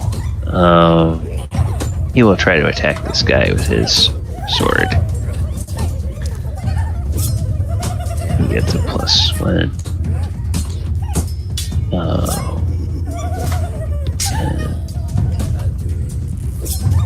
Oh, he hits a -5. So then he deals 7 damage. And this Gnoll is bloodied and restrained. Alright, Archimedes, you are up.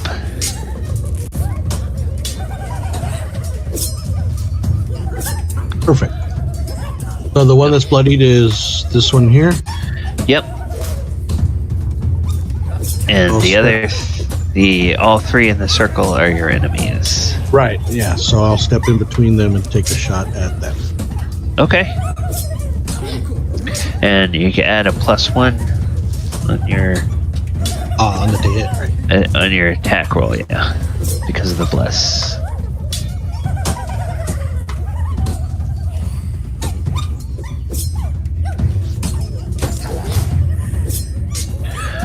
Ooh, that's just gonna miss.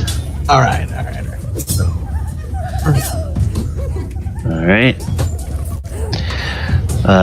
Anything else, Archimedes? Oh, you get 2 shots. That's right. 16. That'll miss. oh, that'll be it. I'll just stay right there and. Okay. Yeah. So. All right, Arcturus, you can move through your allies. So, what would you like to do? I want to get in close and personal. Okay. I just want to know, as what do these gnolls on the ground count? Or should I hit them? Yeah, you can hit any of them. Yeah.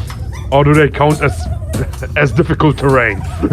You can't go into their space, but I also want to.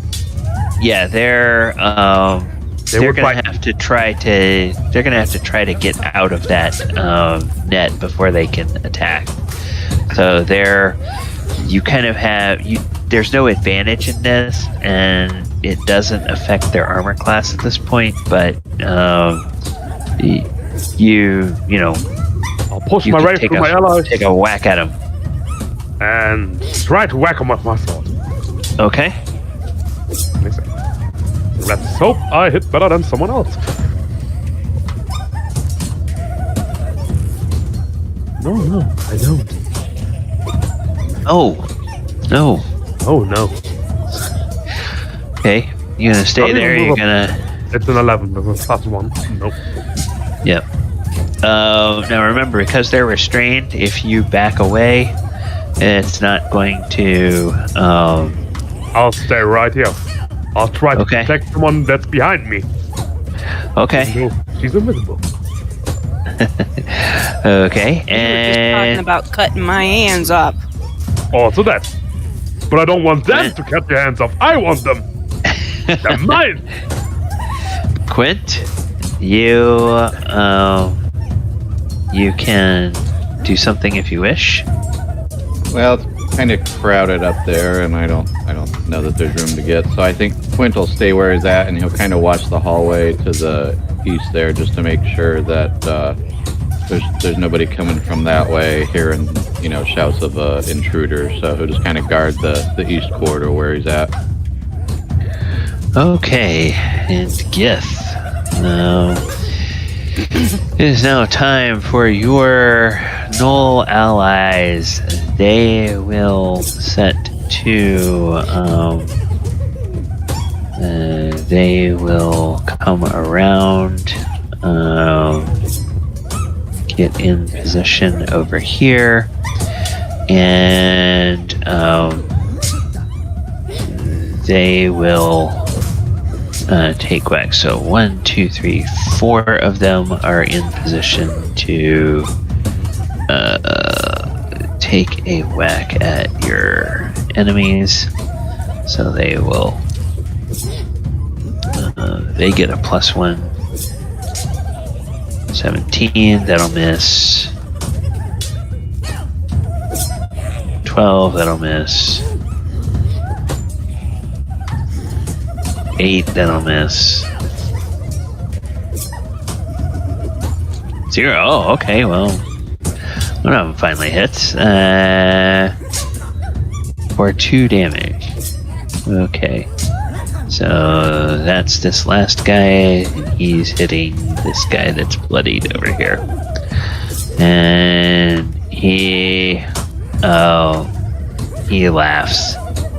And then they kind of back out of the way so that other people can get in, and these guys, a couple of these guys come around here to see if they can, or two of these guys will come over here to see if they can get in that way easier. These other 2 guys will stay up here.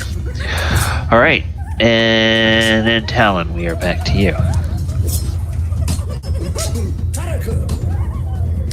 Well, we're still at the traffic jam. Okay. Now remember, you have a full minute per round. So if you wanted to run around to the other side and try to get in there, you could. You have plenty of time.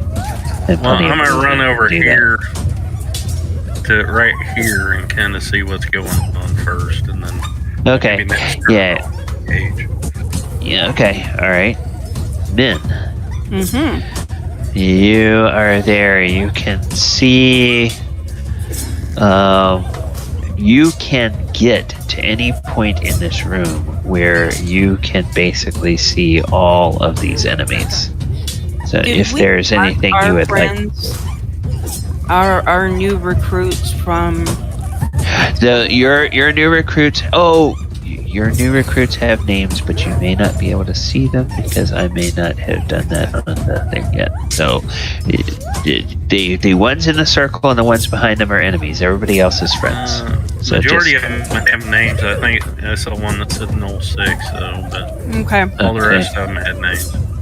So I go over here, where it's under the net, and I take my javelin. And I pokey. Okay, you're going to attack the one that's bloodied or the one that's not bloodied yet? The one that's bloodied. Okay, alright. So go ahead, and as soon as you attack, your invisibility ends. But with your ring, you can just call that up at any time. So go ahead and make your attack roll. Yeah. All right. Okay. So then I go invisible, and I step back. Okay. Go invisible and step back. All right. Boop. She disappears. She appears, stabs at something and misses, and goes, damn it! And then she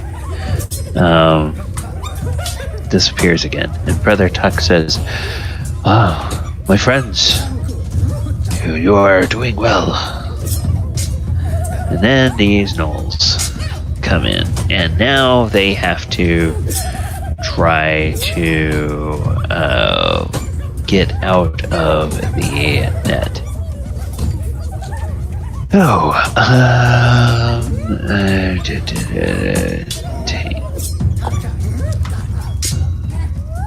Okay.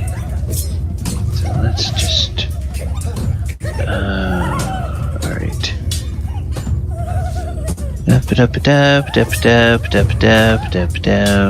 Okay.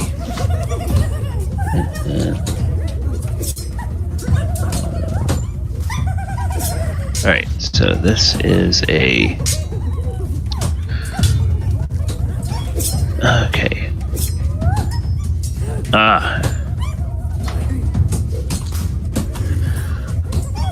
Alright, so they will then try to make another. Basically, the way it works in this edition is when you get restrained by this, if it's a mechanical restraint, you just keep making paralysis saves until you get out. Now, this one guy here, he gets a big bonus because the guys behind him are going to help to try to pull him out. So he's going to get a +4 bonus on his roll, but he still fails. He he kind of flails around, and he kind of works against his allies. And then this guy, the guy that's bloodied, he manages to get out. So he is no longer restrained, but he's still badly hurt. And he's just walking right into another bunch of gnolls. And the hobgoblins are like, let us set the fresh mage. And Alcott is like, well, dang it. There goes that guy. Now, what I'm going to say about this net is I'm going to say as soon as either all of them in the net are dead or they have all gotten out, then that net hazard goes away. But if you guys step into the same area as the net, you wind up perhaps getting entangled because of the gnolls flailing around. It might entangle you. So Alcott is going to put away his sword, pull out his crossbow, and shoot at the gnoll in front. And he recommends that the others do the same. So he will attack with a +1, and that's a miss. And then, nobody else can really get up there to do that because now Burrell's in the way. So Burrell will do the same thing. He will put his sword away. He will shoot with his crossbow, the +1, and he misses. And Archimedes, you are up now. So there's this guy that's bloodied and out of the... this enemy is bloodied and out of the net. These other two guys are in the net. Okay, so you going after him.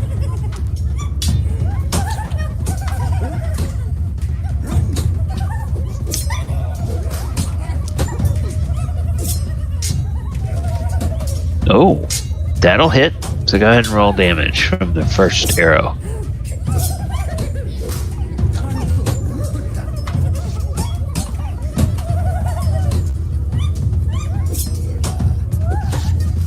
Seven damage. Hey, Archimedes, how would you like to kill this guy?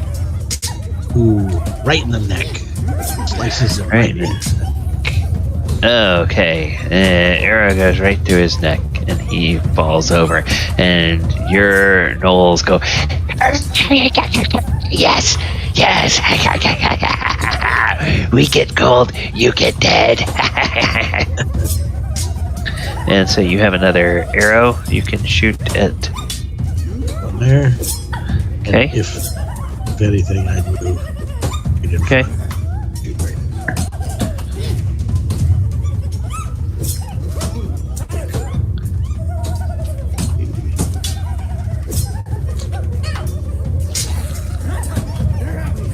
Hit that little THAC0 button. And that'll miss. I don't miss. Okay. Yep. Okay. And then you can't stay there because you got an ally in that same space. So you gotta move back. Yep. Right. Anything else, Archimedes? Oh, that'd be. Alright. Arcturus. I'm gonna stab the one in front of me. Okay. Please, God. Please, cling at him. Yes. AC 3. So go ahead and Roll the roll your dice. damage. Oh, 11. Wow. Right in the neck. It doesn't quite kill him, but it definitely bloodies him. He howls with pain. They get gold. You get eaten. You know the stuff. Okay, and Quint. It's still kind of crowded. He'll just keep guarding this hallway here and keep an eye on Brother Tuck just to make sure that he's all right. Okay. All right, and then your ally Gnolls. Well, more of them can get into position now. I'm going to take this guy, put him on the GM layer to get him to clear up the battlefield. This guy will come in here. This guy will come in here. This guy will move in here for the time being. And again, you have 4 attacks, and it's just going from top left down to bottom right. So 4 attacks by your Gnoll allies.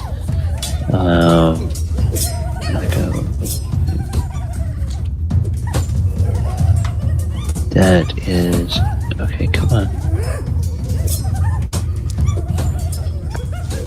come on. That's miss. Ah, that's a hit. So second guy hits.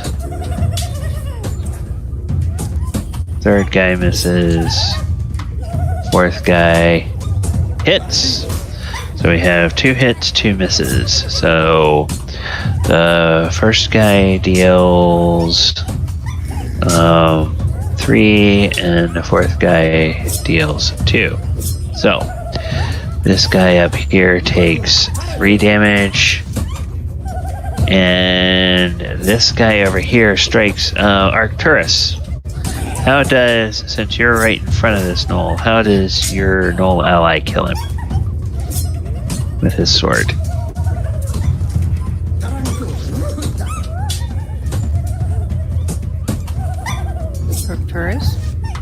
Arcturus. Okay, he just... But it stepped away. Okay, he just slices into him. And... come on. He falls. Right, there you go.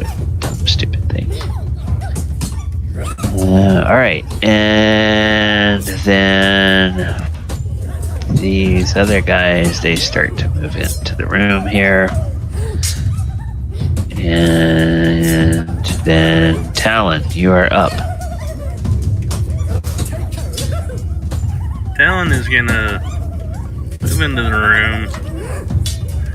And he's gonna try to shoot this guy with his sling. Okay.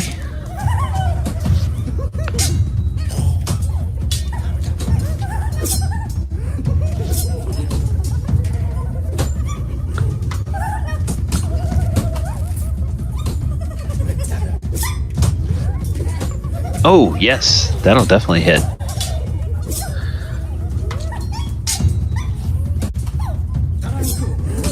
Five damage.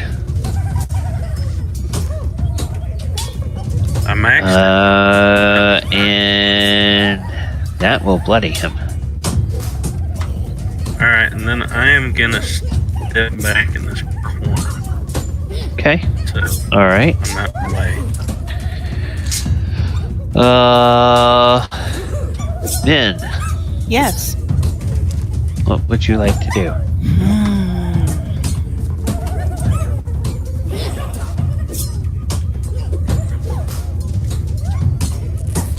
Has anybody escaped out of the net yet that I... Nope. Okay, the only guy that did was killed. Okay. So there's no living guys out of the net. Gotcha. Alright, so, that being said, I look past those that are in the net, and I cast web basically right here between these guys. Just nailed them all.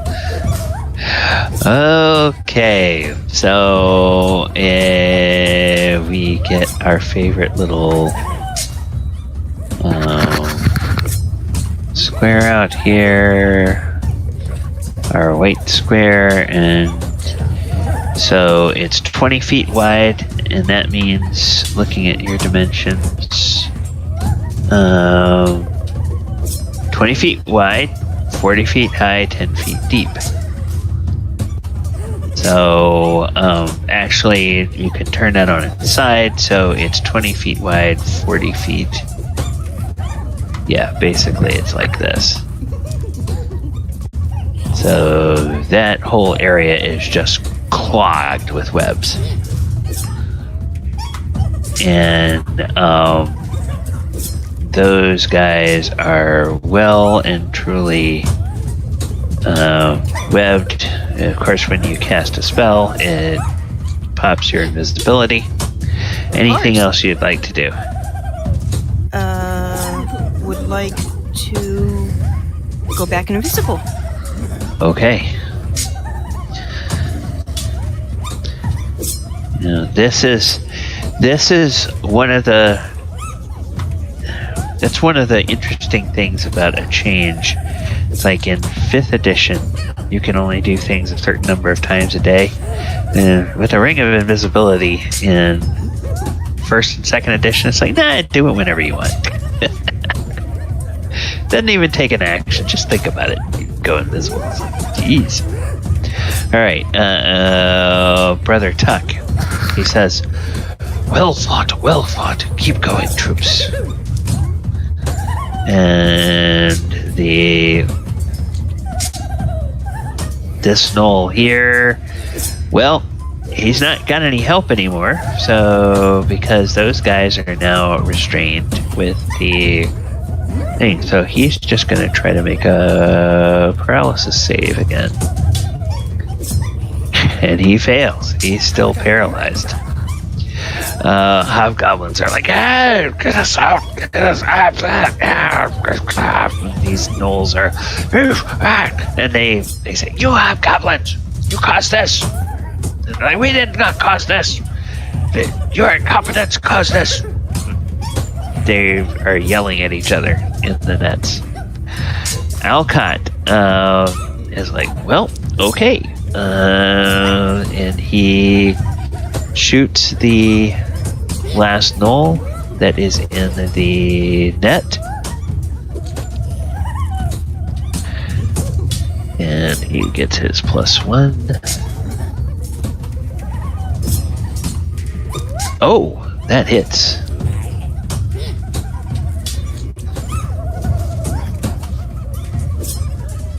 Alright, okay. Don't think it. There we go. 3 points of damage. Alright, so that.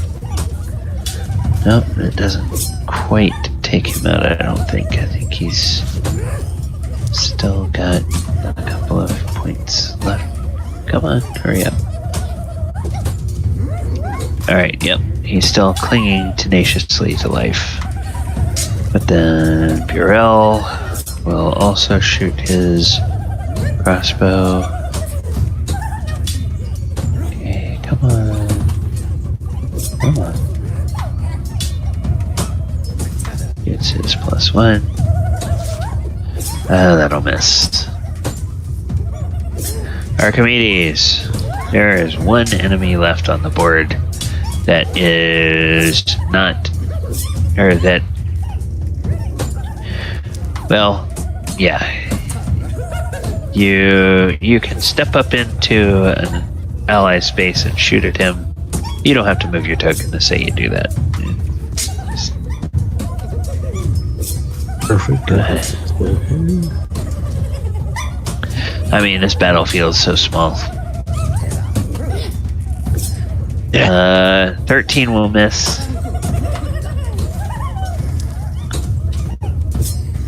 $14 will miss. Goodness. Okay, Arcturus. You'll get a chance possibly to get another kill. Marcel, are you there? The kill count's going up. Yes, okay. So, this last guy here. Let's get it. Yes, that will hit. So go ahead and roll your damage. And a little bit overkill. Ooh! Okay, how do you kill this guy? Stab it in its throat. right as he's talking to the other hobgoblins. Okay, alright. Well, he falls over and he dies. Okay, now, as stated, what that means is if I go to the map layer, I click on that, the hazard from that thing goes away, and I'm going to take this. And I'm stepping on the body of one of them and say, kill the owl while they're still entangled. Okay. Alright. Okay, so then Quint. We need just hanging out. Can I shoot the ones in the web with the bow and arrow? Not from the hallway. You'd have to come around. Yeah, if I moved up here. Oh yeah. If you move up there, you can. Sure. It's a -2 to shoot into the web, just like it was with the harpies.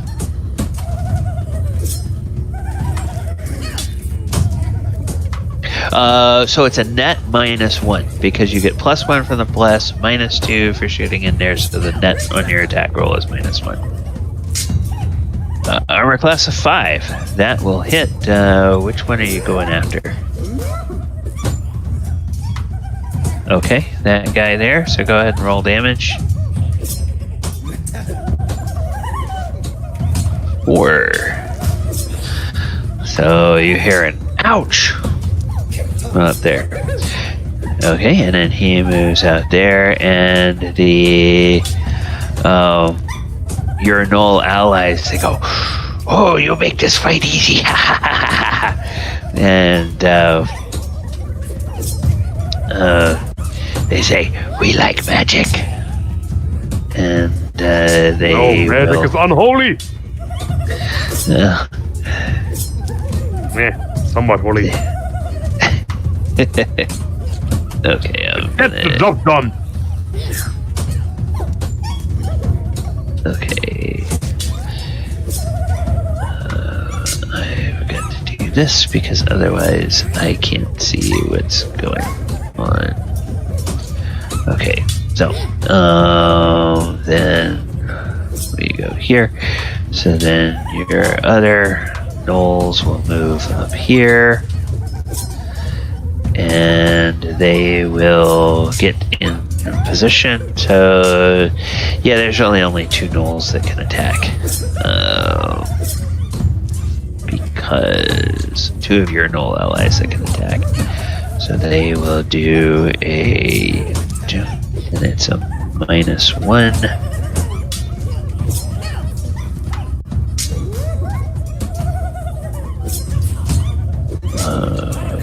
Come on. 13, that'll miss. And this is a -1.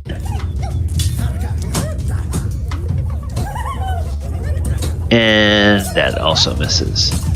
And then they will step out of the way.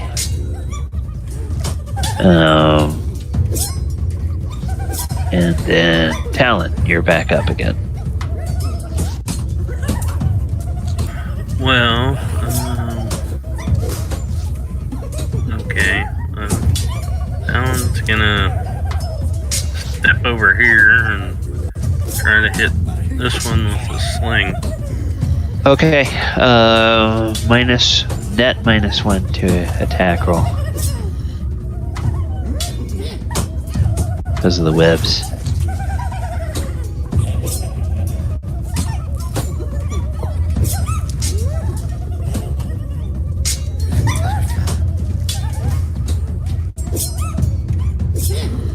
Ugh, that'll miss.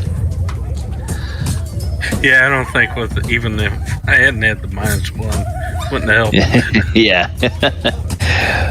Okay, and then he steps back. Min, you're up. Hey.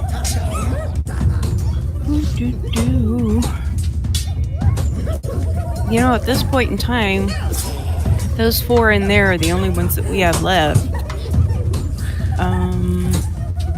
the only enemies that you've seen. You haven't heard anything else.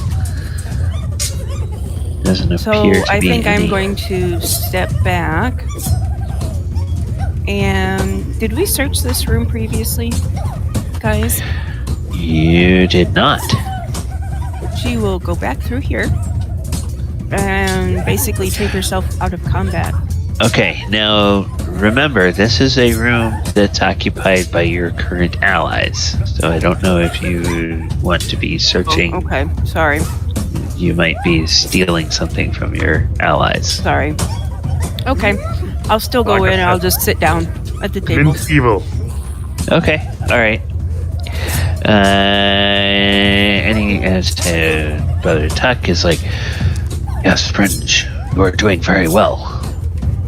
And these, okay, and then the Gnolls, they struggle. The Hobgoblins, they struggle. I'm going to say that while this is going on, these guys realize that it's better off being over here, so they come running back over here. And then Alcott will step in, and he will attack, and one of the other guys will come in with him. They will attack. So -1. 11, and then that go -1. Oh, that guy hits for 3 more damage. So come on. This Gnoll here takes 3 more damage, and he is now bloodied. Alright, then this guy steps back. Alcott steps back. Urel will step up. And he will take a swing to that guy. So Urel.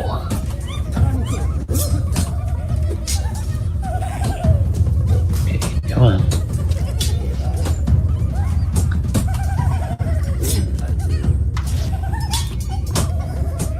Alright, so that's a -1. That's a miss. Alright, and then he will step back here. Whoops, that was girl. Archimedes, you're now up.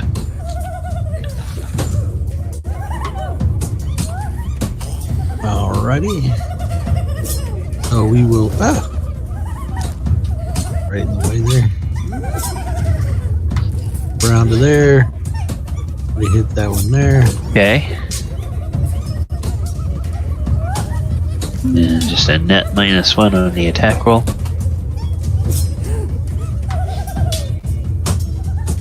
Yep, that'll hit. So roll.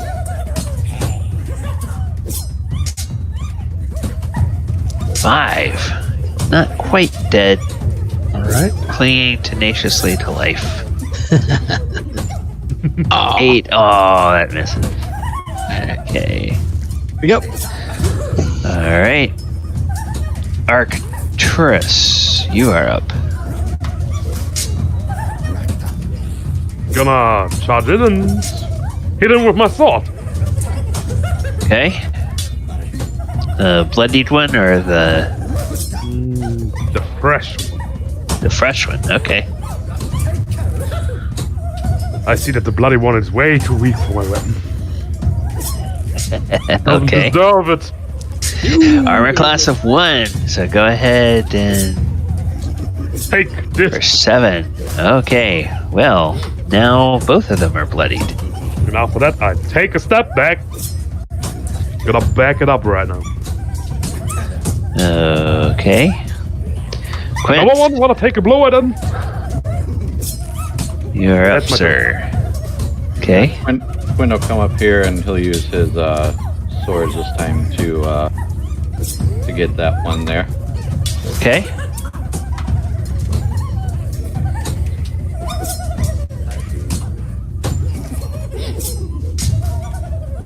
Oh, yes, that will hit. Oh, for 10. How do you kill this guy? That was my other attack. Oh. That was my other. Oh, okay. Well. So go ahead and roll damage for your short sword. That was a short sword, yeah.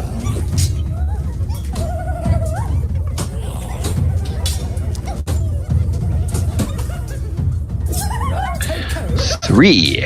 Okay, yep, that's still enough to kill him. So how does he die? It was just a short stroke right into the gut to take him out. Okay. And he will fall. And then I'll move back out of the way to make room for others. Okay.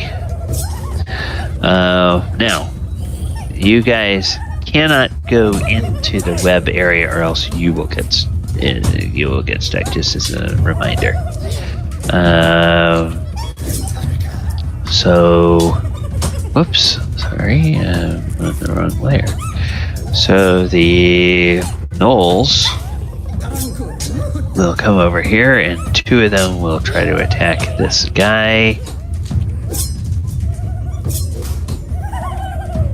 Alright, come on.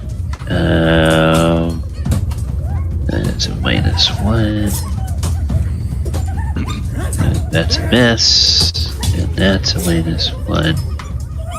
And that's a miss. Okay, so then they back out of the way, both being rather frustrated.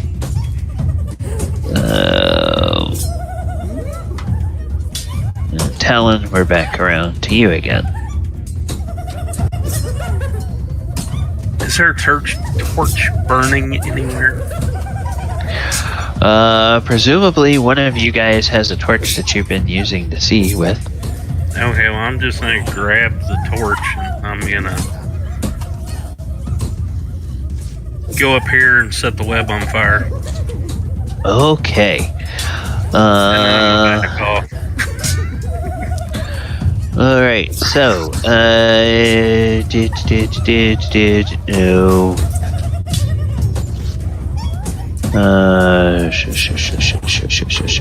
2d4 points of damage from the flames. Okay, any fire can set them around. They burn away in a single round. Okay. So, we will do this. R2d4. 7 points of damage. Okay, so this Gnoll here dies from his burns. He screams in agony. And we move him over there. And each of these guys takes 7. So the 2 hobgoblins are immediately bloodied by that. By a bit of pre-cooking. Yeah. And they are bloodied. And then I go to the... Oh, whoops. I think I screwed something up. I don't think... Oh, I did screw something up. I didn't move it to the right layer. Alright. So, the webs are gone. Alright. So you set the tires and the hobgoblins they immediately yell, "Oh! Ah!" You know, they're crying out and they're looking like they're trying to run, or they think they're going to try to run. Min, you are up. What would you like to do? Absolutely nothing. I'm sitting here Okay. at the table. All right. It's Brother too crowded in there. Brother Tuck is like, okay. So the Gnolls are off of the hobgoblins. they will, in fact, turn tail. And they run over here, and they begin pushing, or they pull a cover off the wall, and they manipulate something, and they begin pushing on a section of the wall, which begins to turn.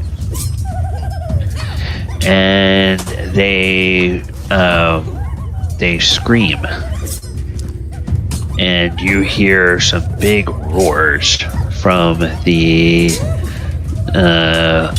other side of that secret door. You can't quite see what's over there yet, but you do hear some roars. So our battle music is changing slightly to reflect the different kinds of roars over there. And none of you are really at an area where you can see that, so I'm not going to show you what's in there yet. Probably trolls. But Archimedes I believe ogres were mentioned earlier. Let's see, Archimedes. You can see this corner of the room, but that doesn't really show you anything. But just for giggles and grins. Yeah, would I be able to step up to that first corner and take a shot? When your turn comes around, you can. Right, When your perfect. turn comes around. You can't really see anything there, but you hear some roaring from up that way.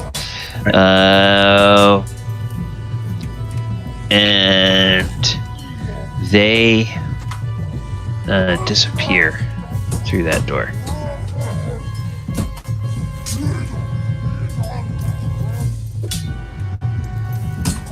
So, Alcott looks and says, "Oh, I guess we want to go after him." Yeah, go after him. He then says to the other mercenaries, "Come on, let's press the attack."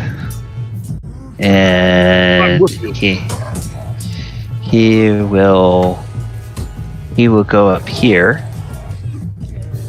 and he will then get these guys to he'll go here, and this guy will come here. These guys will come up here.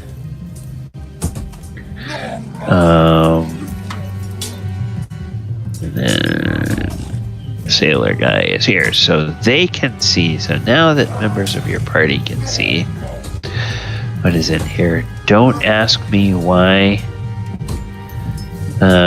You have to ask Gary Gygax why they would do something like this. Why would they do that? But they have two huge ogres in a tiny little room. So What? so Yeah. Let us run. They cannot get to us. Why wouldn't you they- do that? What? All right.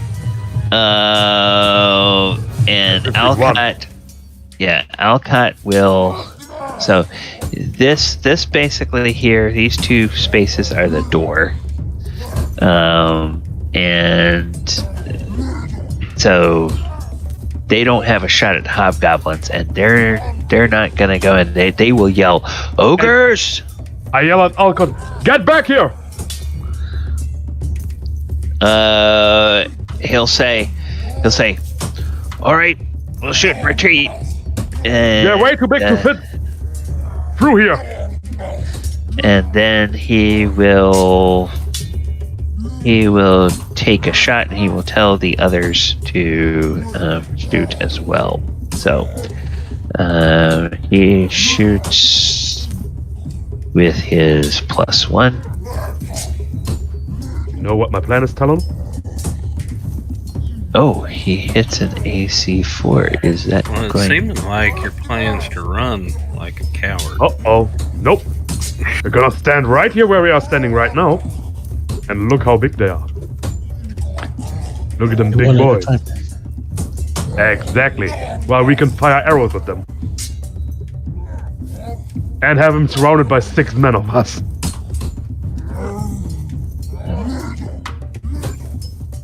More damage. Okay, so That's some big brain moves. and then these other guys.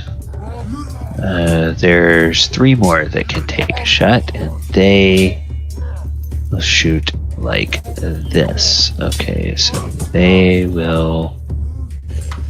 They have short bows. Come on. So they each get 2 shots. So it's 1, 2. I think that's a hit, but I'm going to do all the rest of these. 3. That's definitely a hit. 4. That's a miss. Oops. 5.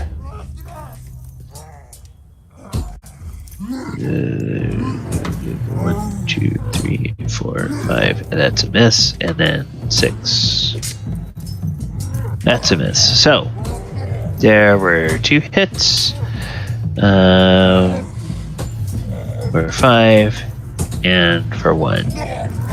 So that's 6 more damage to this guy. And it's down to 13. And then these guys all come running back. Can I take out my 2-handed sword while this is going on, or do I need to wait for my turn? You can switch weapons and then be ready with your 2-handed sword I'll at switch the beginning of your turn.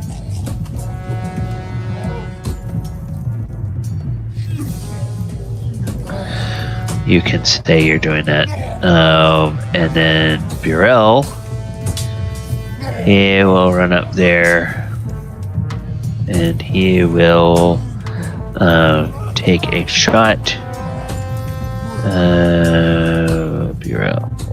Burrell takes a shot with an extra +1. He hits an armor class of 8, and that will miss. And then he comes running back. Archimedes.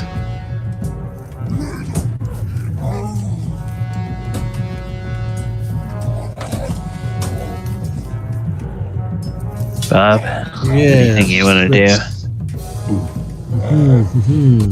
Now you've heard what Arcturus said. So why don't I move to this side and let somebody get up into there, and when something does pop in this area, I'll shoot. It's my bow. Okay. All right. Then Arcturus, you have your 2-handed sword out. You're gonna just wait until an enemy appears. I think that's what I'm gonna do, yes. I don't think I have many other things I can do. Well, I mean, you could run up and run in there and attack, but Ignore my own order? Okay. Never. Okay, then Quint. Can you delay your do? turn in this edition? I don't think so. I don't think so. Not technically. Then I'm just gonna ignore my turn. And Quint's just gonna move up there and get ready for the ogres to come down. Okay.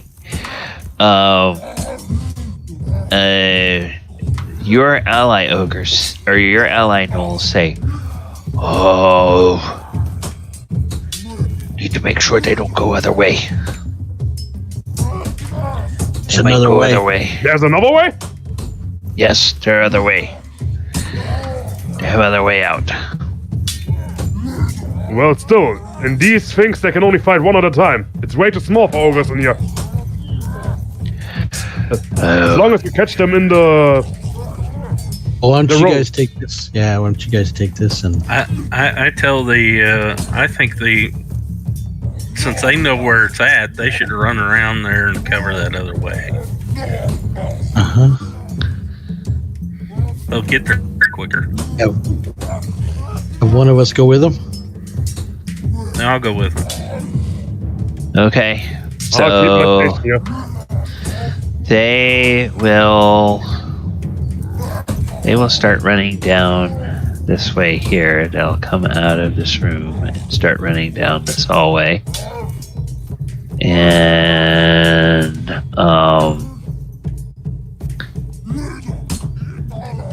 Would go one more and that'd be about it. Yeah.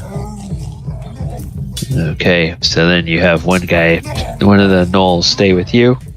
Yeah. Alright. Then they go over this way. And Talon will say you come up here on your turn. So I'm just following behind. yeah. Alright. And then there's a they will say as they're running, they say, more bad Gnolls. Ogre leader and bad humans and a big bugbear up here. And they point up that corridor to the north. And then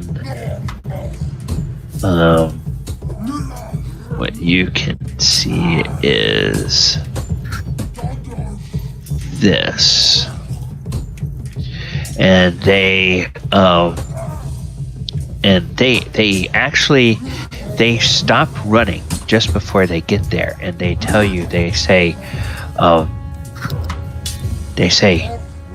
at end of this hall there are people or there's an arrow slit and Gnoll behind it with a crossbow.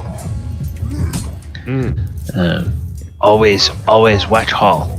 They not shoot us because we friends, but they would shoot you. We should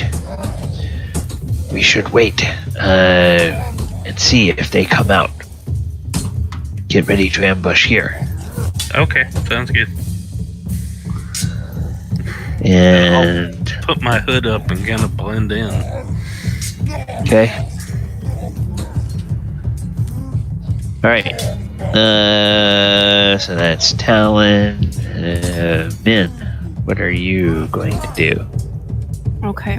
Oh, whoops! So- I'm sorry. Before Talon goes, before Talon goes, I need to roll and add the ogres to the. So you guys basically ran away from the ogres, or did you guys shut them in? Who are you talking to? They're hoping to draw them out to where I'm not even Right. with them. one at a time. I'm waiting for them right here.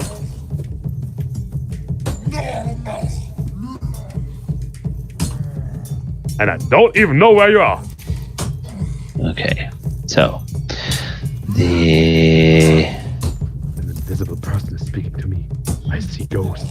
I will be invisible. I will be invisible, and I'll ask, did anybody see what's inside the room? Well, they did scream ogre. These guys did. No. Yes. What is inside the room besides the ogres? 2 hobgoblins. What's inside the room besides the ogres and the hobgoblins? Probably some no, stuff. they were not paying attention to that. They saw big ogres. Understandable. Yeah, they're not going to pay attention to stuff like that, as long as there's living enemies. 2 giant ogres. What other stuff is in the room? Yeah. And they're gonna think more about enemies. Please let me live. Yeah. Yeah, they don't really care about what else is in there at the moment. Okay. So, no, we're not gonna do this. Alright, so what happens is that this guy does this. This guy goes here. And you strangely don't hear any sounds of people coming back out into this hallway. The hobgoblins yelled when they first got in there, but then they've even stopped talking. So Min is just there. It's now your turn, Min. Talon has gone. The ogres has gone. I go invisible and I sneak up to here to peek in. Okay. Well, first of all, you guys haven't looked to see what's in here, so I will tell you what you find in this room that you're walking through if you want to figure out what's in other places. Okay, so I wasn't looking for treasure or anything. I was seeing what was in this room. Yeah. The room you walk through, carpets and tapestries cover the plain stone walls of this room. A few rugs are on the floor as well. One of those tapestries on the wall is pulled aside, and you see that doorway open. From the appearance of all this, room was once the quarters of some fairly important person. Whatever furniture was once in here is gone. Heaps of cloth are out on the wall showing where the inhabitants sleep. And then there's some other odds and ends. And looking into the other room, this place is plastered and the floor paved with polished brown granite slabs. Now dirty and cluttered, but must once have been a plush guest chamber. Many cushions and pillows are piled so as to make beds in the northeast and northwest corners of the room. And also in that room, you spot 2 bleeding hobgoblins. Okay. If you come up here and you look in this door, you see these 2 bleeding hobgoblins. And they're the hobgoblins that the others were beating on. No, they look very burned. They're the ones that got burned. They were in the webs. Oh, that's right. Okay. Oh, fudge. But no sign of the ogres now. No, there is a door over here that is open. And if you're looking through that way, I'll say you can...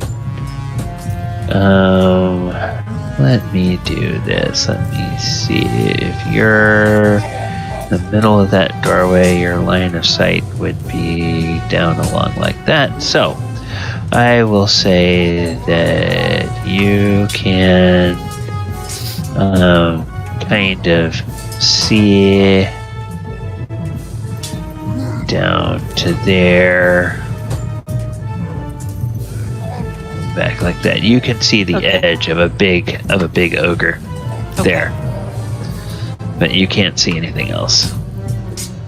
Okay. And these pillows and tapestries and stuff look pretty It's ragtag. all it looks like they've been slept on by ogres. Okay. So I want to sneak just inside the door. Ooh, not quite. Both, oh God bless it, both this, and this are part of the doorway. So yeah, you can sneak in there. Okay, so then, make a dexterity check for me, because those are cushions that you are walking on, and when a person walks on cushions, whether they're invisible or not, the feet are going to make depressions in those cushions. And somebody might notice that. Oh, okay. the hobgoblins cry out, "Intruders! Intruders! They're in here! They're in here!" And that's when I let loose with. Hang on. Magic missile. Okay, it tells you what it does, but I'm not shit. seeing what the name of the spell is. It's Burning Hands. There. Okay, It says 5 feet, and I don't know why it says range 0, but it says 5 feet. yeah. So you have to be in the square right next to them if you're going to do that. That's 5 feet. 5 feet is the next square. The melee Yeah. spell. So you have to be there. All right. Any creature in the area. So there's 1d3 points of damage plus 2 points for each level of experience of the caster. So what level are you now? 4th. So 1d3 plus 8. Already so go rolled ahead it. and do. 11 fire damage. All right. Max. Yes. Okay. So, how do these guys die? In a burning pyre of feather pillows. And tapestries. Okay. Their clothes catch on And- fire, their hair catches on fire, they become dogs, they go whoop. And they fall into said pile of burning cushions that you're kind of also standing on. So I need you to make a dexterity check.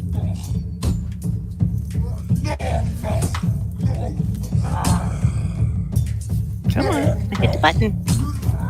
Oh, there it is. Boop. Oh!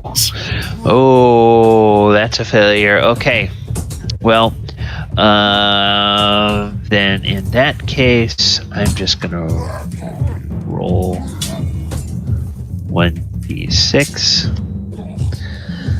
Okay, you take 2 points of damage as the stuff you're standing on starts to catch on fire. What would you like to do? Where would you like to go? Backpedal out the door Okay, all right, there you go. You while can- hitting my clothes like ow, ow, ow. Yeah. Okay. Yeah. As soon as you get off of that burning stuff, you're not going to keep that. However,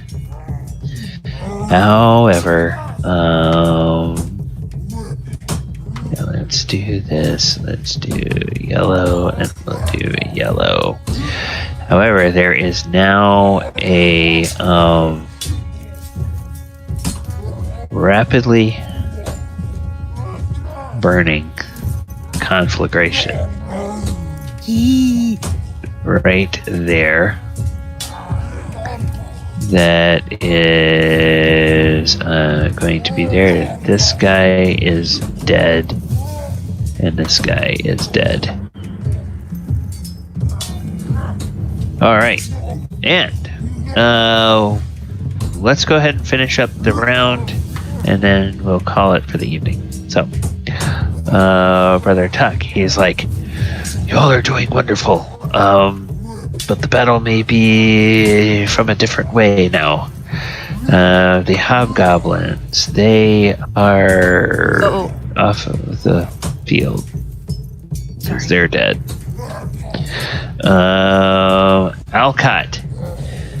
Alcott looks around.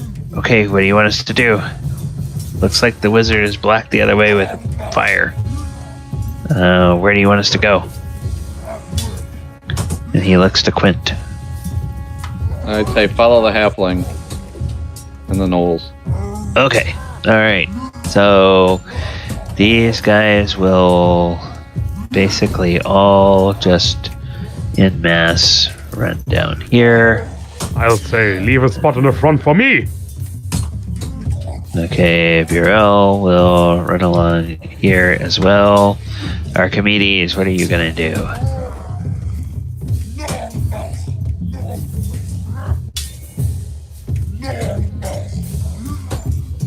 Bob, are you there? Hello. Yeah. Okay. I will.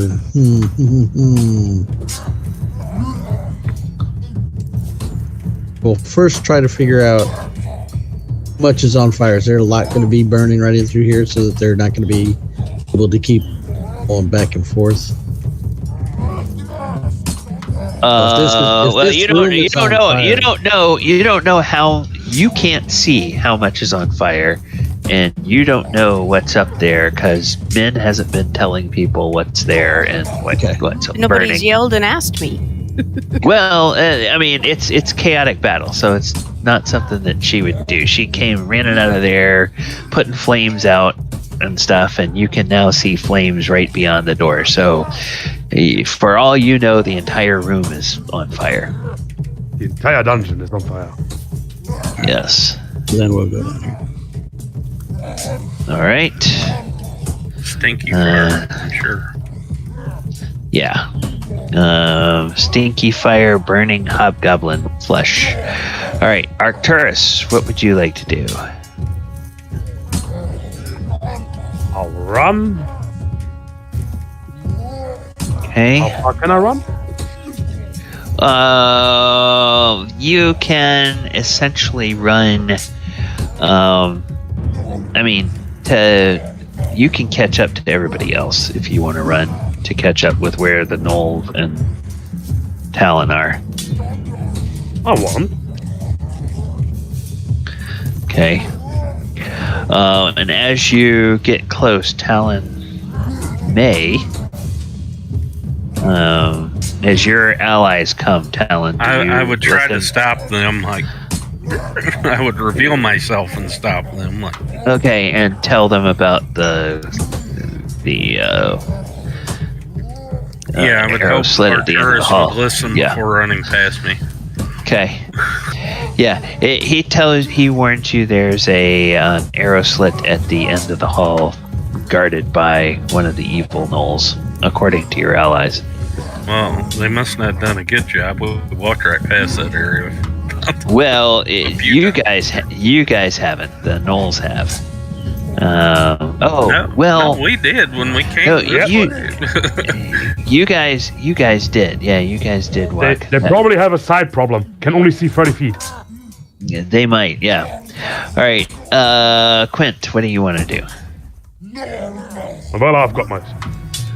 He'll run down here with everybody else and get prepared to storm down that corridor next turn. Okay, and the Gnolls will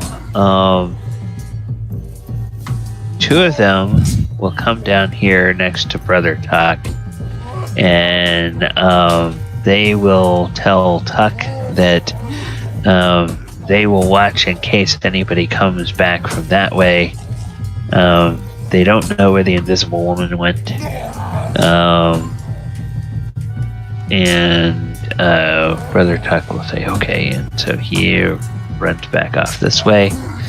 And that's going to do it for our session. All right.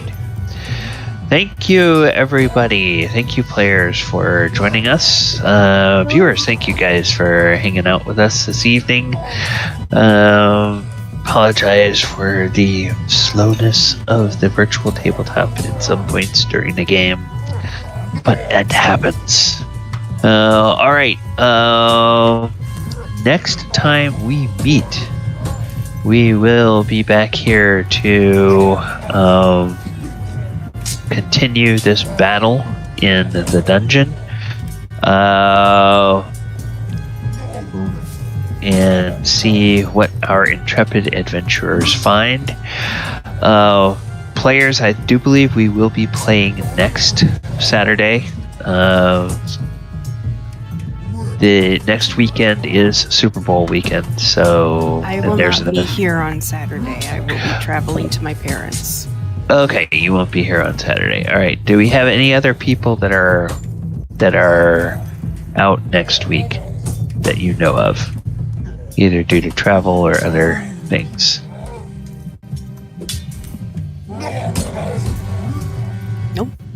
Sounds Nope. I'll be here. not. Okay.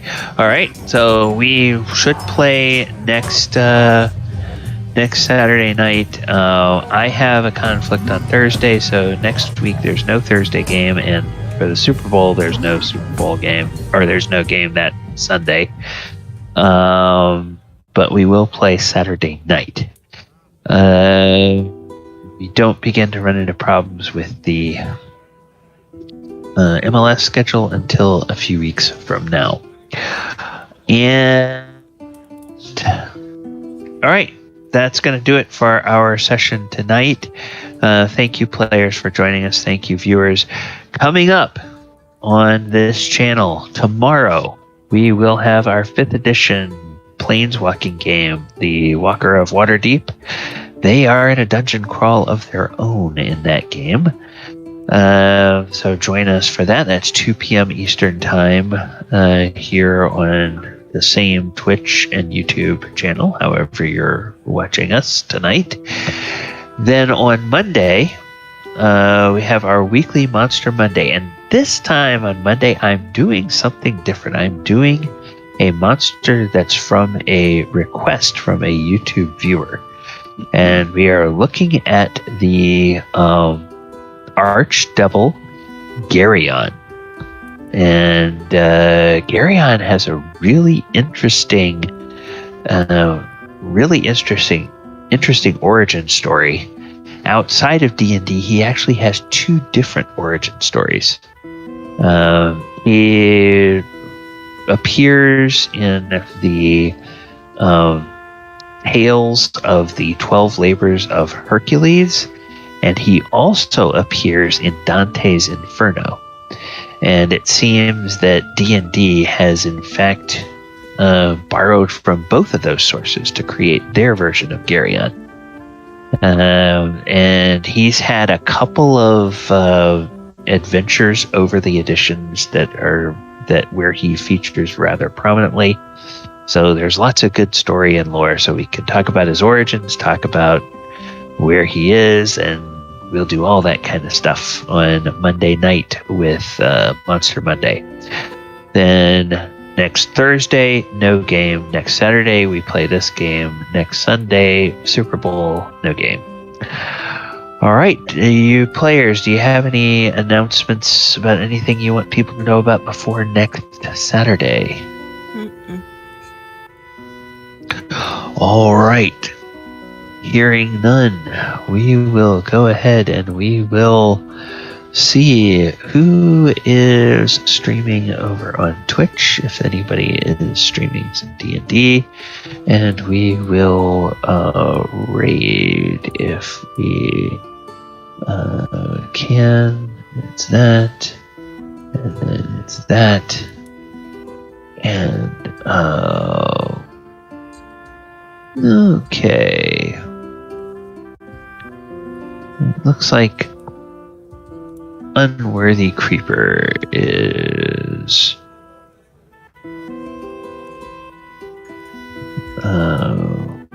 playing D&D, so we'll go ahead. All right, everybody. Thank you guys for joining us.